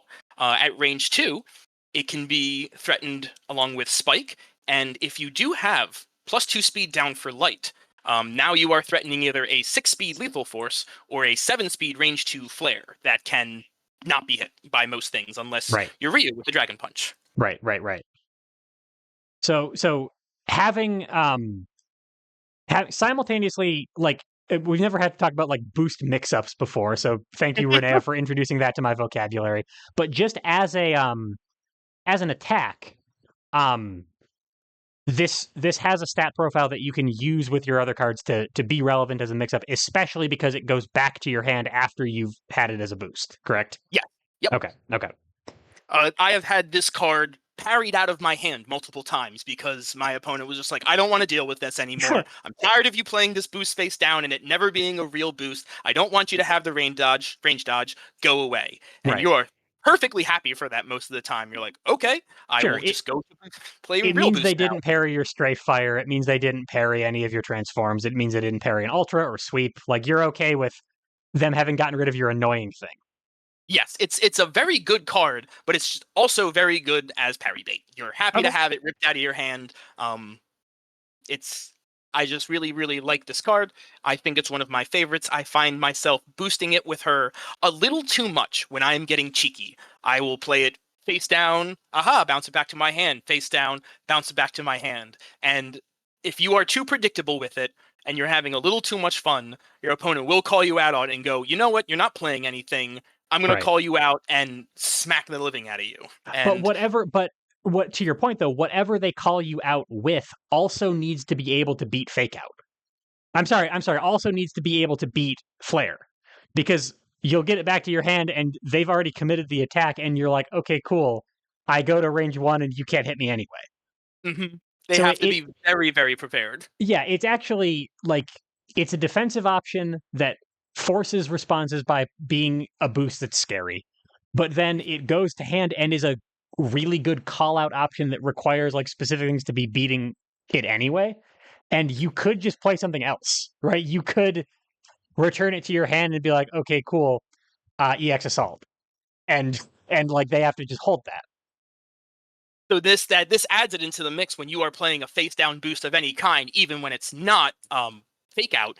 Your opponent has to think like, okay, this can straight up just be fake out, and I now have to be prepared for to get range dodge by flare. Uh, Right. and sometimes they have to take the risk that they're not. You just really want to set yourself up to where you are taking as little risks. You are in the best position for each strike by either making your opponent make bad decisions or by over boosting yourself into a very assured spot. Okay. That makes sense. That seems really annoying. I can see why people sometimes parry that. Yeah, I find it very fun. But it's a very simple card. It's just a good part of her mix up for boosts and striking. But Okay. yeah, that's pretty much it for it. Unless you have any other questions about Flare. Nope, that makes sense to me. Seems like a useful thing, but like notable that we took this long to talk about it because our transforms are always going to be more important, right? Yeah. Yep. Okay. Okay. And when we're in the late game, this is absolutely a card that we could staple, 4 power to, and now it's incredibly consistent. We're looking for At range 7 power attack feeds 5 sounds good. That's an yeah, ultra. that's an ultra. Like, we're happy with whatever we can get. Um, So as we go through the rest of the cards, maybe after we finish the kit, I kind of want to return to like, what cards am I looking for to confirm all these scary boosts that I'm playing as part of my end game. But shall we do our last special first? Let's go. So her last special is a little bit different. It is a range 1 to 8. It hits on the board from anywhere. Okay. It is power 0, printed at least. So Okay. on the card, it'll hit, but it will not do any damage unless you activate the hit effect. It is speed 3, and it has no guard or armor, so just by itself, no defensive stats. It can be stunned out of anything, but lots of characters cannot hit at 1 to 8. So if you find yourself at the edge of the ring, this is a great move to use. Or if you can assure it hits by doing reading and parry shenanigans. This is one of the cards that works with it extremely well. Okay. The hit ability is hit. Name a card. The opponent must discard a copy of that card or reveal a hand without any. If they discarded a copy, +6 power. Okay. That's a lot of power. That's a lot Yes. of bonus power. I don't think I've ever seen a +6 power before. +6 power, and that is if you discard the card. So if you guess right, they lose a card and you get 6 power. So, like in a weird way, it's like a backwards sweep. Sweep hits you for 6 and you discard a card. Called shot, if you discard a card, they hit you for 6. Yeah. Weird. Okay. Okay. So this is a zoning tool. I can use it when my opponent cannot hit me back. But I'm still like I mean, it's a called shot. I'm guessing that they have a card, or I'm confirming off of a reading or a parry. Is that mostly when you're using this? Is when you already have the hand information? Yes. Otherwise, you're going to be playing the guessing game, and that can really lead to nothing unless you're okay with just hitting for 0, putting this into your gauge, and then knowing what their hand is. Say Right. you have the second called shot in your hand, and you're just like, okay, no problem, let's do it again. Okay. Or Okay. if you have reading in your hand, and you go, okay, I do this, I guessed wrong, I now know their hand. They have to discard all the normals, or I'm going to read them and do it all over again. Right. So, and I mean, similar to like parry versus, parry into reading, whiffed parry into reading is kind of an infamous, like old school exceed combo. Mhm. The mitigating factor there is that because it's not happening in a strike, you can't do that on your opponent's turn, right? Called shot, like you actually could. I mean, it'd be tough because it's not a fast card, but you could conceivably whiff a parry on your opponent's turn and then spend your turn reading them. That's not. Maybe you need a defend in play or something to do that. But are those kind of trick plays that you can go for, or are you more like initiating with it to get hand information or to try to confirm a payout, I guess. Usually trying to confirm a payout when you have the hand knowledge. One of the things that you can also do is instead of parrying and then waiting a turn, or if you're coming from your briefcase, you can do it just straight ahead and parry. You Sure. can reading and name the completely wrong card. Name one of your cards. I name Flare. Please show me your hand. I now see every Oh. card in your hand when I Okay. play this So face so down. the whiffed reading becomes a whiffed parry and the called shot becomes the reading. As long as you are sure that they can't do anything to hit you, playing reading, naming the wrong card, seeing their hand, they have to play a card. If you just don't name the one they played, or if they wild swing, pick the one that they want less. If Right. you are feeling safe and feeling strong, that can be like a guaranteed 6 damage, discard a card. Okay. So obviously like 1 to 8 is extreme range zoning, right? That's crazy. Nobody like very very few characters in Exceed actually are trying to go to range 8. In terms of what is reasonable to try to play this card at, it's got to be like 4 or it's got to be like 5 or greater most of the time, right? Like you're not against Ryu, for example. Hadoken eats this card all day. Um, when is it like as a good rule of thumb, like when is it realistic to expect to be able to start landing called shots? It's realistic when you know every threat that your opponent can strike with at that moment, and this beats all of them, or at least everything but ultras. Otherwise, it's just a really risky play without knowing what's in your hand, knowing what's in the opponent's hand, having a way to know what's in the opponent's hand, or being outside of the range of retaliation. If you Okay. play this at like say against Ryu, range 8 is the only time it is perfectly safe to play because Hadouken only goes to range 7, right? Hadouken's, I think, 3 to 6. But yeah, no, to your point, 3-6.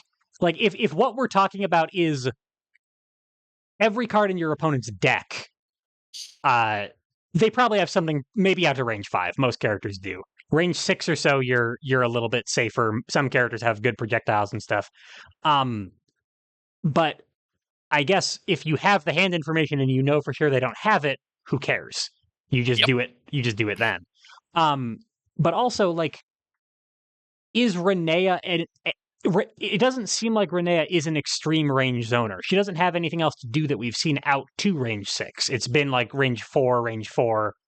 So like if I go to range 6 or range 7 or range 8 to try to land this card, my opponent knows what I'm going to be doing. Yes, if you're going to be retreating out, they should be expecting this and they should be closing back in so you don't just get a free shot on them. Because Right. otherwise, at range 5 plus, you don't have anything that you can do without spending a bunch of force to boost, move, strike. Right. And presume and honestly, like, because we're talking about a lot of characters who have projectiles that you're trying to get out of the range of to land called shot, a lot of characters will have better things to do than you do at extreme range. So like it sounds like don't run all the way away from them to try to land a called shot. It sounds like leverage the hand information you have to land a called shot at like range 3 or 4. Yes. If you can Rather, assure it hitting in your preferred range, that is better. yeah, Otherwise, you don't want to be going to max range to do it safely because that's your only like long that's range the only move. play that you have, and they might have something better. Sure, okay. Yeah. So it's a hand payout, not a range payout, or an Yeah, information payout, not a range payout. it can still be a range payout. I don't work towards making it that. If I happen to cross away from my opponent defensively and that Right. just leaves me outside of the range of everything they can do, I'll happily just drop, reading called shot, boom, let's go, just because I know it's safe and I found myself there. But I'm never Okay. going to be like, all right, I have to retreat so I can make called shot Yeah. work. It's like Good. in this corner, backstep as my 2 continuous boosts from my briefcase. Now we're at range 8 called shot. Like, probably not. No, usually not worth it unless you are fighting like Zangief. Then Okay. you know what? Maybe. Yeah, that's fair. Okay. So that's called shot. How about tactical training? Hey, wait a minute. This Hey, wait a is minute. Swift. Plus I know 1 this power, boost. plus 1 speed, 0 force cost. Yeah, that's It is. a solid boost. Where is that? That's on Tatsu. There you go. I know this boost. So Yeah, it's a good one. Yeah, so what is Renea using this for? I know that Uh, like on Ryu, his power and speed values are formulated that this actually makes a lot of things really, really messed up. So what does like Renea's version of this look like? this is exactly what Renea loves. She loves a little bit of power. She loves extra speed. It makes things like flare and lethal force far more consistent. It can make your break sweeps as a pseudo EX if they're not doing that. It can really just hit so many of your little breakpoints, and it's a continuous boost for your double down. That is an extremely powerful thing. A boost Okay. that gives you speed and power is far beyond what Renea even wants. It's beautiful. So if you find yourself up close or in a position where you can't leverage hand information to make called shot very good, it is a perfectly fine thing to just throw down as a boost, face up if you flipped or face down if you haven't, and make that a threat. They have to respect it. Okay. Yep. That all makes sense to me. So honestly, quite similar to what Ryu is using it for. It's just that his continuous boost or his power numbers are coming from like donkey kick hits really hard. Your continuous boost power or your extra power is coming from double down.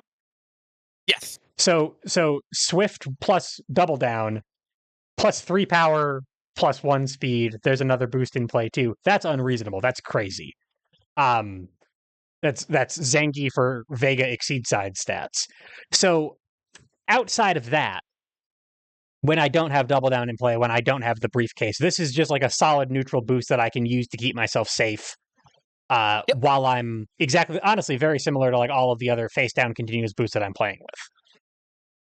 Yep. I'm totally happy if I can't find a spot for called shot to work as a strike, just play it as a boost. It is a perfectly fine card. It beats so many, speed ties and makes so many of your attacks safe that I'm happy to just use it as that.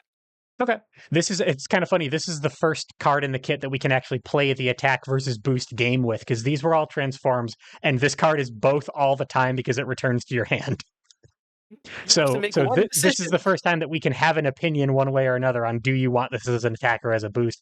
And it sounds like both are good, but maybe the boost is a bit easier to use. It's easier and just more consistent. The attack, you're gonna have to have hand knowledge or some kind of setup or get really lucky. Okay. You just have to pick one. Sure. Makes sense to me. So that's our specials in this big mess of cards we've made. Shall we talk ultras next? I know that you had Oh yes. a lot to say about the ultras as useful payout options of their own. Yes, Renea's ultras are both extremely good. They both win you combat slightly unfairly, and they both cost 2 gauge. Okay. They're kind of similar, so let's just bring them both up.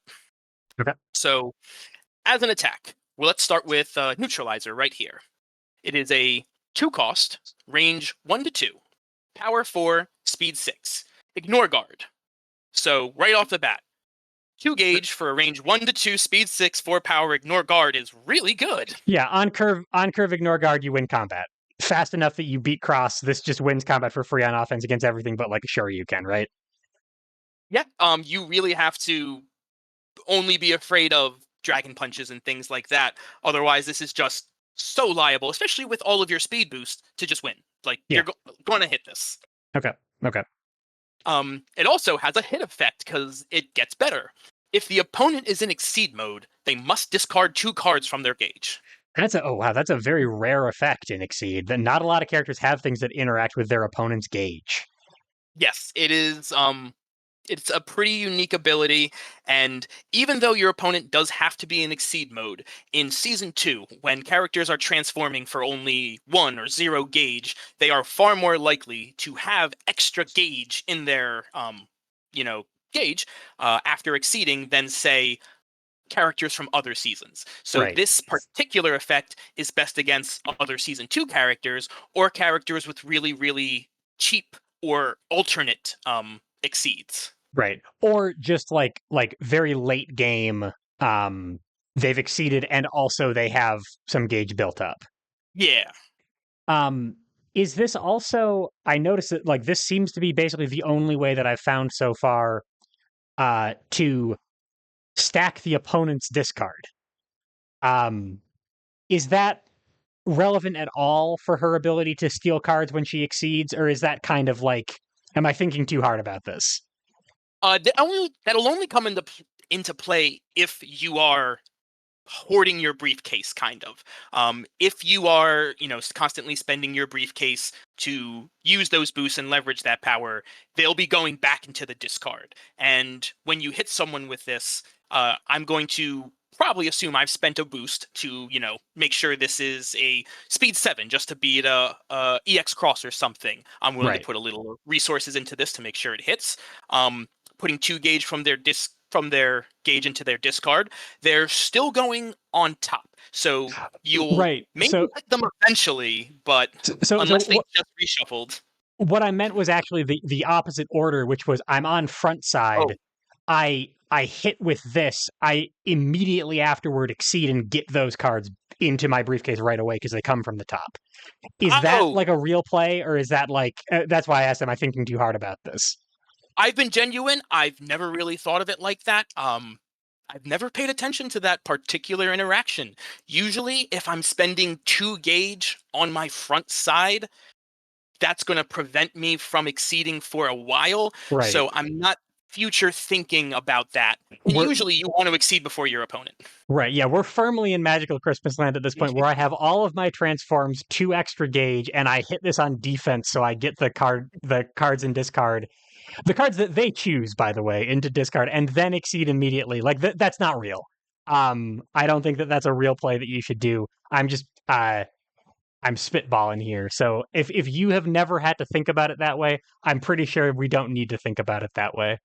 I haven't, and truly, to be honest, I have used this card multiple times without my opponent being Exceed mode. The hit effect on there is, in my opinion, gravy. It's nice, but most of the time, this is a fast ignore guard move, and that is its very good strength. You Sure. don't need to get maximum value out of this to want to use it.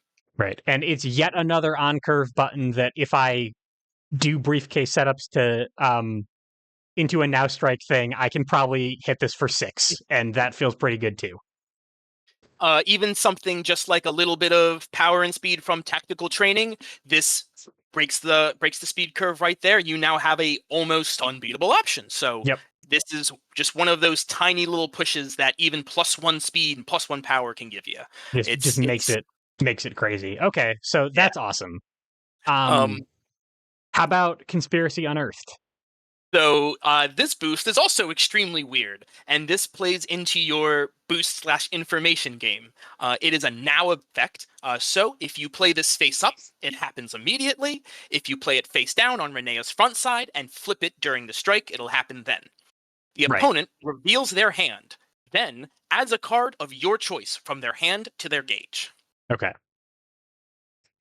So This is an interesting boost. yeah, so you're giving them gauge, which doesn't feel great. But if you're revealing a card during the strike, or I'm sorry, right as the strike starts, like after they've committed their card, you do know everything that they could be playing except the card they did play, correct? Yes. Okay, so it doesn't give you anything Um, about what they could play into the strike that's happening right now. Um, it can if you play this face down, pass to your opponent, they pass back to you, and then you declare a strike.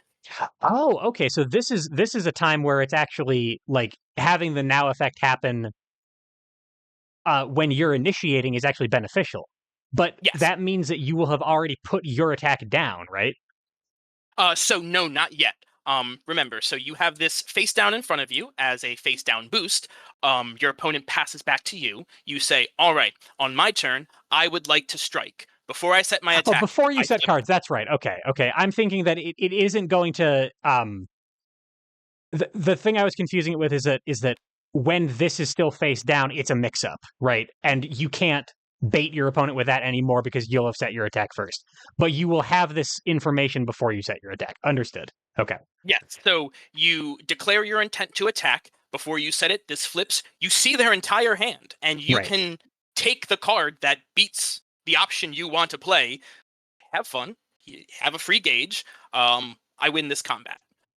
Or if you are in a nice, safe range that maybe only one or two things hit you at, this is a perfect thing to initiate with Cold Shot. You look at their hand, play your strike, get rid of a block or something that can react in some way, and you now know every card in their hand. Right. And when they And play their strike, now they move out. you can decide whether it's actually safe to play called shot or not, and also confirm the called shot all at once.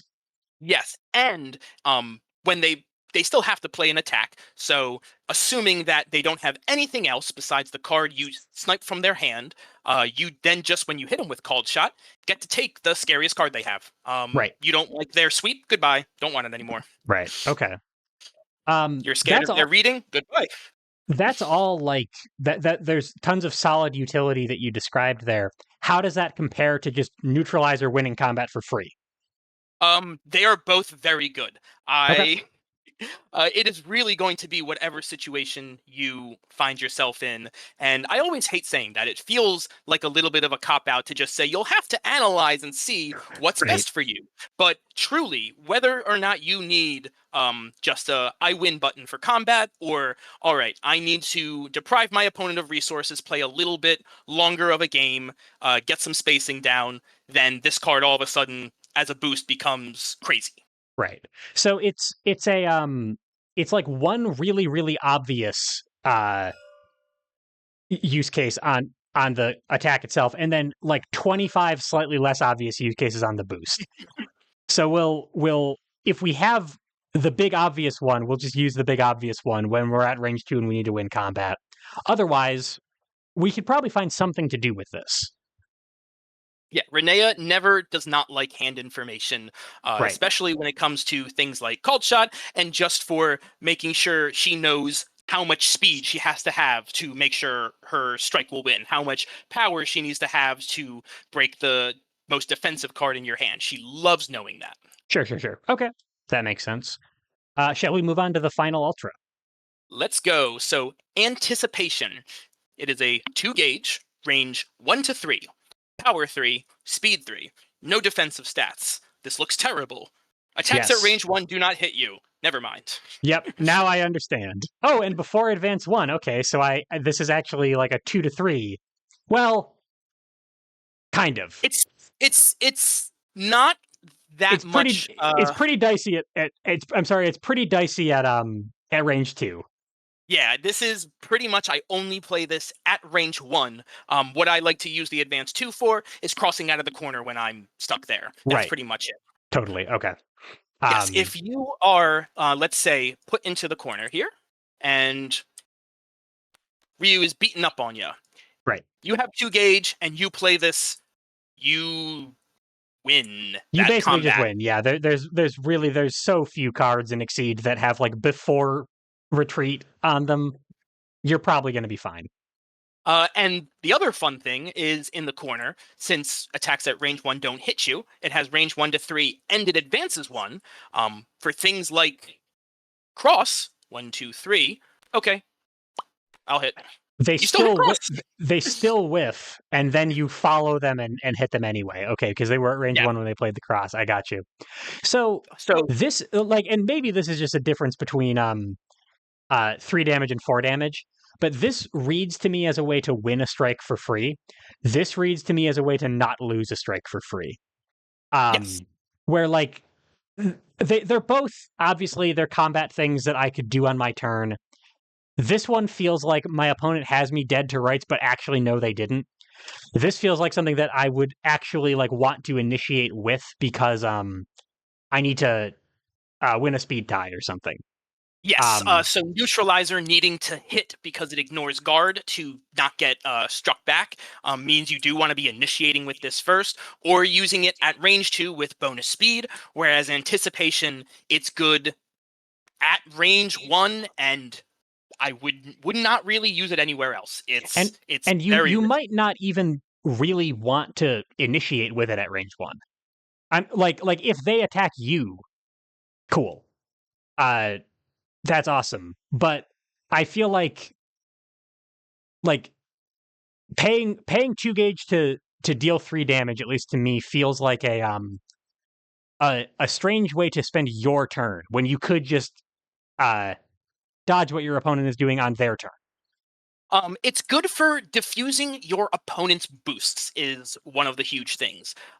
So when you are playing Renea, you are going to be wanting to play scary boosts that give you a lot of value. One of the ways that your opponent can try and counteract that is by playing boosts of their own. And if you find yourself cornered at range 1, and you and your opponent are both looking down the barrel of a fierce and have +2 power, Anticipate completely breaks that. You Okay. are now undoing all of their work they had to try and get a leg up on you. Right. So And except maybe you could get one of your boosts back with your transform that lets you sustain them, and you're up on them.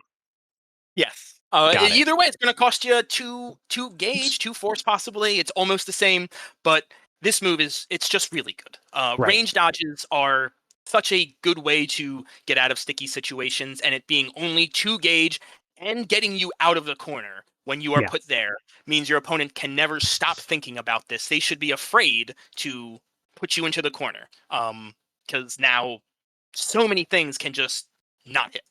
Okay.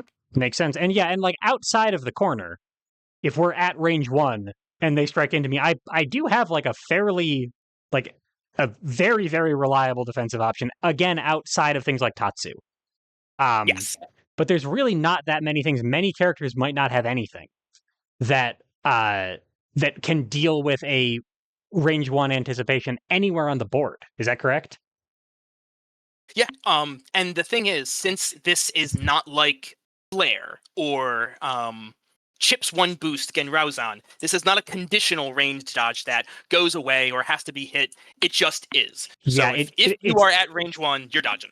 it's not before text, it's not hit text, it's not after text, it's just passively there all the time. You are now a range 1 dodger at all times for this strike. It's great. Okay. Sounds good. Still, we do need to talk about its boost, because it's a very solid one. It's not super flashy like some of her other ones are that do crazy things. Jujitsu is +1 power, now move 1. Okay. So it's good compression that it gives you power, gives you a continuous boost, gives you some movement. It's good when you play this face down, so that way you can constantly be threatening, oh, if you attack me, solid chance I can just move out of the way of your attack and now set up with this counterattack you weren't expecting. Right. Even sometimes if you just need to, I'm at range 3 from my opponent, but I really need to get to range 2 because I have a +2 speed down, I need to threaten this, or I need to get out of range 3, you can happily just plop this, move forward, pay a force, move again if you want. You have so many options. Right. Part of this utility is coming specifically from being able to reveal it on front side. Play it face down and then reveal it as your front side character ability. Yes. Do you lose something of this boost utility when you're exceeded, or is it just like, hey, it's part of double down and +3 power is more than +2 power? Yep, that's it. It's a continuous boost, so it counts towards your double down, and it gives you power, and it still moves you. You can still just get that extra little bit of movement instead of just, okay, I'll pay 2 force to move 2. I'll boost this and pay a force. Boom, boom. I'm still moving 2, but now I get a boost out of it. I get +1 power. I get boost towards double down. It's just really good. Right. And in some ways it was kind of more expensive because you spent an ultra, but did you spend it if you boosted it and now you have a boost in play? Like the math gets kind of weird on the economy, but now you can afford double down is kind of worth a lot of force all on its own. Yes, even though, this will cost 2 gauge to use, and when you boost it, you don't get it back. It's gone until you either reshuffle or you get your second copy. This can be the card that wins you the strike. This can be the card that your opponent goes to range 1 and they go, I initiate, and then you back up and now their grasp is bad. Right. You have infinite possibilities by just moving 1, extending your range, changing your position, that if you don't have the gauge for it, it's a amazing boost still, and then once you're flipped, it's still just a very good boost. You want all the power and movement and boost you can get. So this seems like, honestly, these two boosts on their own, on front side, it seems like we could have an entire separate lesson for every character in the game on what this does. Like these two things alone do to your threat profile, being able to be in 2 different places at once, kind of like threatening multiple places at once, or threatening nothing, or returning this to your hand. Before we even factor in, this could be light, this could be fierce. Like these 2 boosts on their own, on front side in particular, feel like the entirety of the encapsulation of Renea's information warfare fantasy to me. That it could be either one of these. In later on, when you sort of are converting all of that into power, really their function is no longer like the information warfare thing. It's the double down story. But I can still, how do I put this? I can still do this at now strike speed, as long as it's the boost that I'm playing. Wait, can I do it at now strike speed? This can't come from my briefcase, right? No, because this cannot go into your opponent's discard. This cannot come out of your briefcase. Okay, so I actually, by exceeding, I am kind of losing that action compression of the now move 1, correct? Yeah, you have changed your kind of whole playstyle almost from a more defensive, okay, you don't know what I'm playing, to now I'm going to play a bunch of boost and present a ton of power. I don't need to do these kind of information warfares. Right. I don't need to make you guess. I just need to let you know I have a ton of power. I have a ton of options. Do something about it. Right. Okay. That's what I was angling towards. That like the game completely changes when you exceed because you do lose this information warfare component, or for the most part at least. You still have called shot. You still have lots of hand information stuff. Um, but really, the game plan becomes just overwhelming boost presence at that point. Yes, I Um, find Renea to be that kind of very explosive character where she is playing on her front side, kind of cautiously, kind of just surgical, hitting people with the moves that get you out of their range, get you to range one so you can dodge it with anticipation or flare, and then once you flip to just an absolute never-ending beatdown. right. Got it. Okay. So at this point, we've talked about all of the unique cards in her kit, and we're coming up on 2 hours here. So I want to be cognizant of time, despite this being excess exceed. I don't want Oh to take my up too god. much of your time. Um, so I do have some other questions Yeah. about the specifics of how we should be using her briefcase, because it seems like the having a lot of continuous boosts just means I can double down my way to victory with my consistent cards. Like that part of the game plan is like sold. I'm good with that. That sounds awesome to me. There's a lot of instant boosts, and I can't control what is actually coming at me from my opponent's discard pile because every character that I'm fighting is going to have different boost compositions, things like that. And Hmm. obviously, there's 120 characters in the game. We cannot go through all of them. There's no way to have like exhaustive advice on every character. But like, what do you do with instant boosts? How are those like if like in this particular situation, we have quick step key charge parry, right? Talk me through some of the things that you could do with literally just these in your briefcase. Like what if you pull no stat boosts? What what are you planning? How are you planning to end the game? So if you have something like Donkey Kick here, Key Charge, add this card to your gauge. That is free gauge. You Right. still love using your ultras. You still love having resources. You still love boosting. This is a boost that with your transforms, you can still pay a force to move one, get a gauge. Um, you can still use your ultras. These are still things that you want to do. Right. Just these aren't going to specifically contribute to buffing your attacks, to making them hit, to getting more cards in your briefcase. You have to be a little bit more roundabout with it, like use key charge, get a very consistent ultra, now get my second gauge for it, hit with it, get a card back in my briefcase. Right. For something like block, parry, name the card that I am scared of. Okay, I got rid of their cross. I now know that they are absolutely stuck by Spike, or I named the wrong card. I know what I'm looking at now. I have a card that beats them. I can still strike. Or I have Uh, reading. or Or whatever. or I have reading. Right. Okay. um, 1 inch punch. Well, move one, regain your action. Um, you take I can't another. regain two actions. This just basically says move one, correct? I don't know. I'd have to ask Faust because I haven't had this particular. This will happen where you will have a weird corner case scenario of do I regain my action and then take another action and I get Right. two or not? It's so many things that happen. You will just have to take each particular Each interaction matchup. Yeah. at its own. Yeah. Your briefcase is as strong as your opponent's specials and whatever normals that they have. You can Sure. always rely on getting normals, but their specials will be something that you have to adapt to. So, as a Renea player, you have to be adaptive to the boosts that you are getting and have the possibility of getting. Okay. So as a new Renea player, viewers of this guide, it sounds like basically the advice is imagine go take your opponent's boost kit, look at their instant boosts, and imagine all of them said take another action on them. Yes. Like you can't do that with your copy of Run. Your copy of Run just says Run, right? But if you happen to steal their cross, this now says potentially advance up to 3 spaces and +2 speed, or advance up to 3 spaces and strike. So like sky's the limit. Any instant boost is action compression by default. It's something you can do and then take another action. That is worth it all on its own. Yes.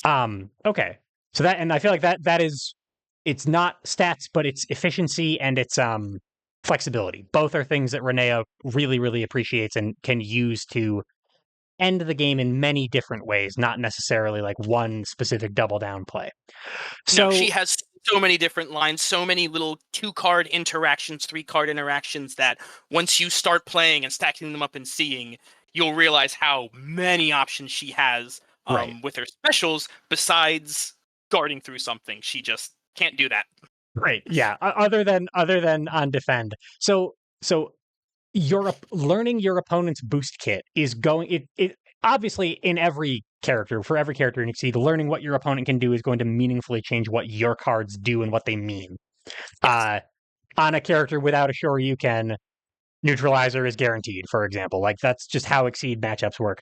But meaningfully, Renea's game plan and her kit is not complete until you look at your opponent's boost kit.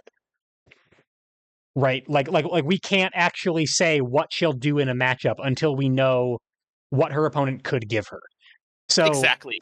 this guide, even more than any other guide in XS Succeed, has to be sort of incomplete because there's no way to actually be able to say exhaustively, here are all of the things you could do with what you get. It But would the truly be excess to do so. at that point, yeah, finally, I mean, that's the next process, obviously, is I have to have one guide for every character against every character.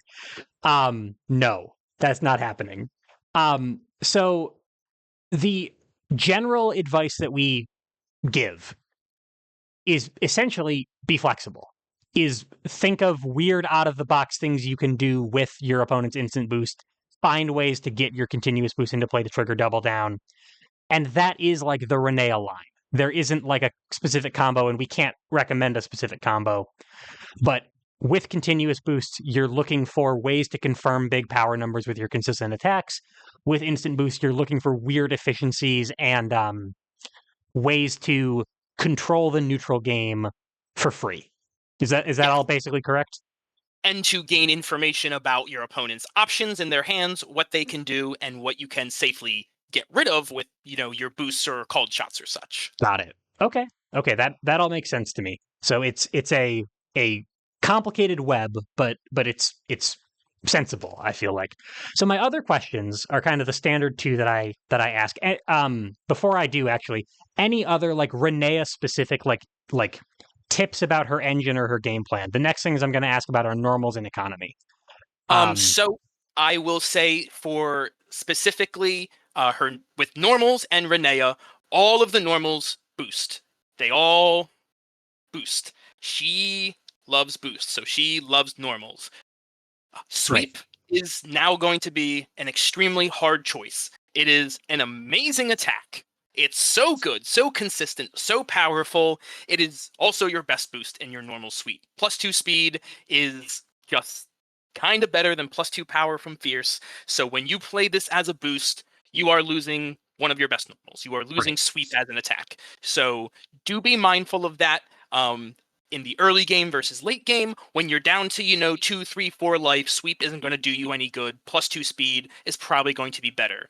In the early game, if you don't feel the need to have to boost up any of your attacks, you have a good life lead, you want to just pound them for 6 and knock out a card, sweep's still a very good attack to play. You're going to have to play it. You're going to have to play grasp. You're going to have to play all of the nice continuous boosts that you're going to get, and it is okay. Don't feel obligated to keep these as only boosts.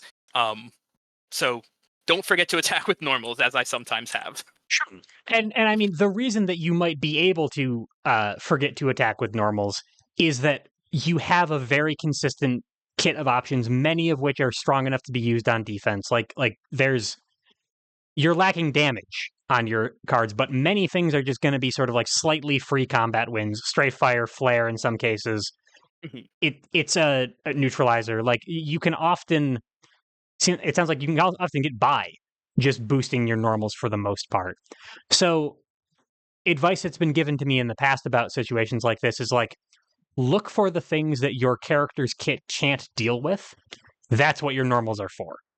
And it sounds like for Renea, specifically, anything that has guard is going to be really valuable. So, like, your sweep, your focus, your block, obviously all of their boosts are amazing, right? Like we've talked about all of them in detail as being really strong things you can do. But these are all things that you can hit back when your opponent hits you, and she can't do that anywhere else in her kit. No, she has no defense. One of the ways that you can really run over a Renea is to just constantly keep her pressured. Do not let her hoard resources, get boost down. If you are just bam, bam, pounding her with attacks, she can't keep up. Right. She needs to get that momentum. She needs to get ahead, get a little space, get some boost down. Because if you don't give her a chance to breathe, she can't set up all the stuff that makes her really, really strong.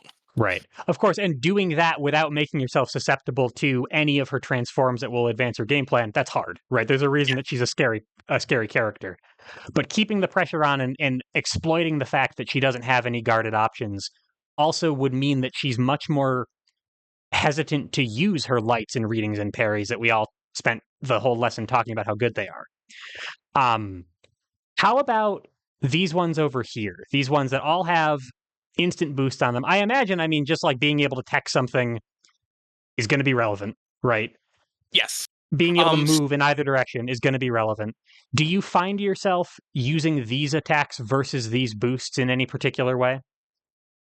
no. So these boosts normally, or these normals normally, eh. The normals Right. benefit most out of more stat boosts, like +2 speed, +2 power, things like that. Sure. I like to use these particularly as just beefy attacks that now assault becomes, power 7, speed 6. That's really good. Yeah. Dive becomes speed 6, power 7. Really good.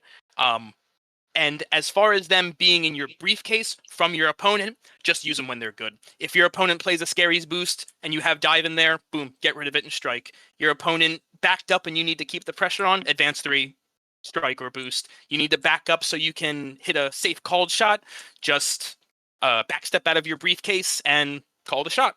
You Right. have a lot of options with that compression. Your own normals usually I like as attacks, but you will still have to use them as boosts. You're not immune to that. Okay. Makes sense. Makes sense. So actually, kind of the opposite. For these three in particular, kind of the opposite of what we're talking about for the ones with continuous boost or the really strong normal boost or really strong instant boost on them, where you're going to forget to use them as attacks sometimes because you're boosting them so much. With these more utility instant boosts, it's more like, well, you need attacks sometimes, but don't forget to use them as boosts when you need them. It's like the opposite advice. Yes. There have Oh, been many times where I've played against an opponent and they have put down +1 speed past the turn at range 3, and I just look at them like, well, I cannot beat this speed 5 dive. Wow, I can't believe how easy that was. right. So you get a lot of utility out of just a little bit of speed and dive and a little bit of power and assault. Sure. He really, really likes these attacks. Okay. That all makes sense to me. Um, and then finally, and also, I mean, like their damage, and she doesn't have a ton of that outside of her big payouts later on in the game. Or advantage. Um, She does not have oh yeah, advantage fair. besides assault.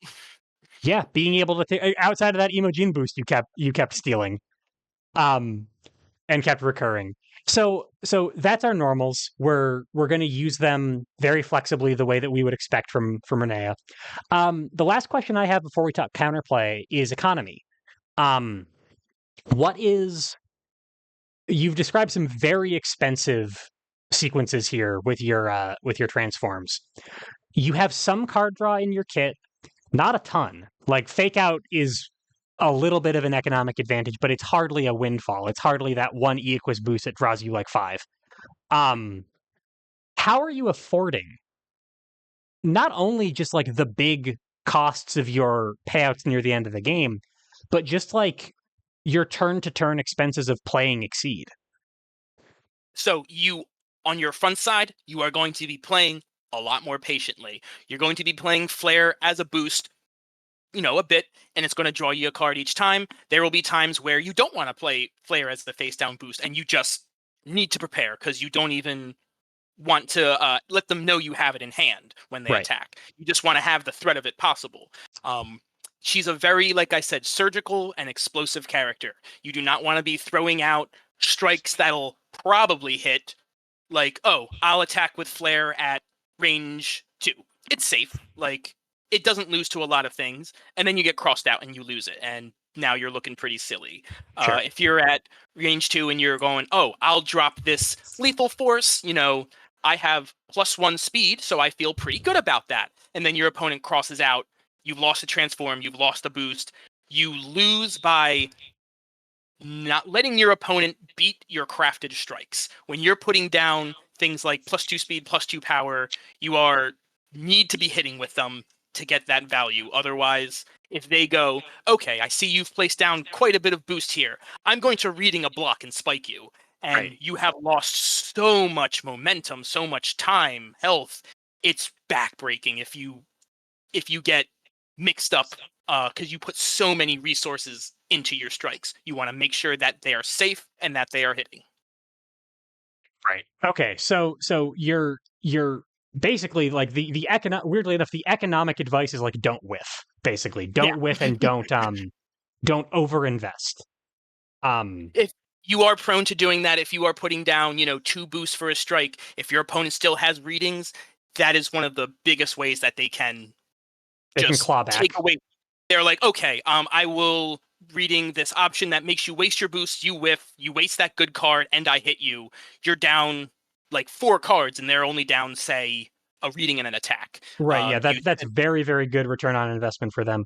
So you can afford to play exceed. You have enough economy because you're going to be slowing down. You can your movement in your economy and your consistent attacks are going to carry you through the passive, reactive, defensive early game. In the late game, when you're spending all that stuff, like your opponent's dying, so who cares? As long as Yep. you don't whiff, we're going to be okay. Is that pretty much correct? Yes. Unless your opponent has something like a DP or like a speed dodge, if you're at range 2 and you have +2 speed, a second boost, lethal force, you are almost guaranteedly hitting them for 7 ignore armor, and that is not something Yeah, most characters can deal with. yeah. That's an ultra. We're probably going to be okay. Um. Okay. So economically, she's gonna be self sufficient for most of the game. She's going to be very spendy at the end of the game, but that is to end the game. So kind of just do it right and don't mess up the payout, and the payout will be worth the expense. Yes. Okay, that makes sense to me. Um, so my final question is taking things away from the Renea side of the table to the other side of the table, what my opponent is doing. Any final notes about things from Renea's perspective before we move on to counterplay?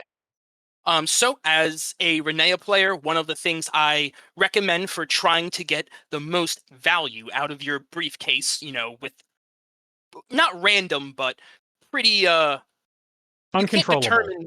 Yeah, you can't control it, but you can see what's coming. Yeah, um you can see what's in your briefcase and just try and look in your hand and find a card that one of those boosts matches up really well with.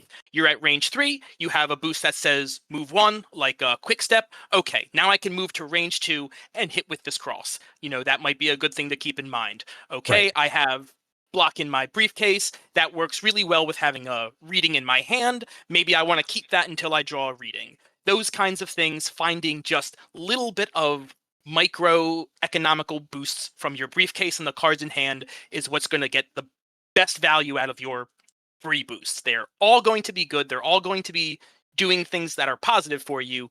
You just have to utilize them in that situation. Okay, and you're thinking about that specifically with the cards that are in your hand. I assume like obviously that's the stuff that's going to come up most regularly because you know that those cards are available, but also like the information overload of trying to plan Renea's briefcase with her deck sounds intense. So are you Yes. also kind of focusing on your hand as a way to like provide a release valve for all of that like mental energy? Like if you tried to run the numbers on what you could do with her deck and your briefcase, you'd go crazy, right? Yeah, I don't. I can only really think of something that will assuredly win me the game or what's right in front of me now. Trying to Right. plan too far ahead, unless your opponent has like I need to be prepared for this particular thing my opponent does. If you just go with the value that you have in hand, that's a good thing to do. And if you look at your hand and you look at your briefcase and say, wow, absolutely nothing here matches up, you might want to think about changing cards. You might want to think about resetting a little bit, changing your position, because if they aren't lining up, you're not going to be able to get that value. Okay. And kind of the plan once we have the briefcase is that we're going to use the briefcases as aggressively as possible to end the game on our terms.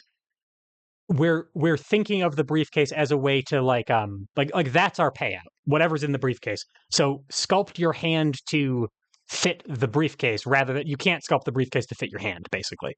Yes. Okay. Okay. That makes perfect sense to me. Um Anything else from Renea's perspective before we talk counterplay? No, I think we're good to move on.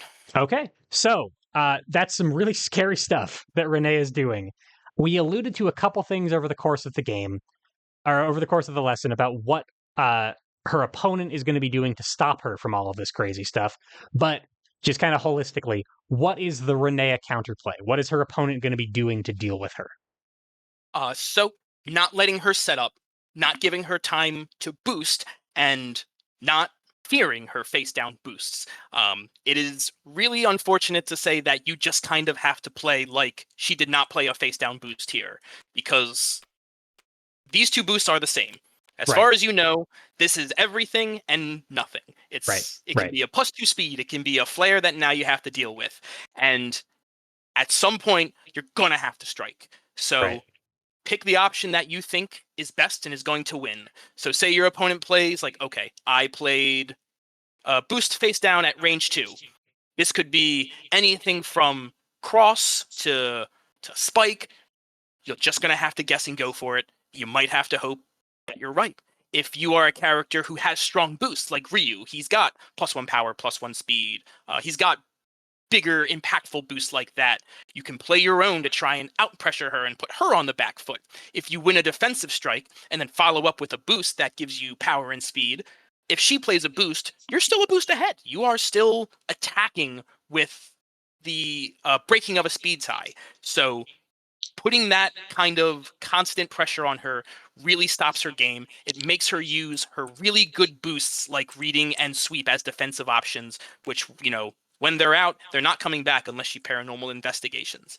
And if she's using paranormal investigating, if she's not stunning the opponent, she's she's trading trading. down. She's trading down pretty hard. Yeah, that's not a She safe gets recursion.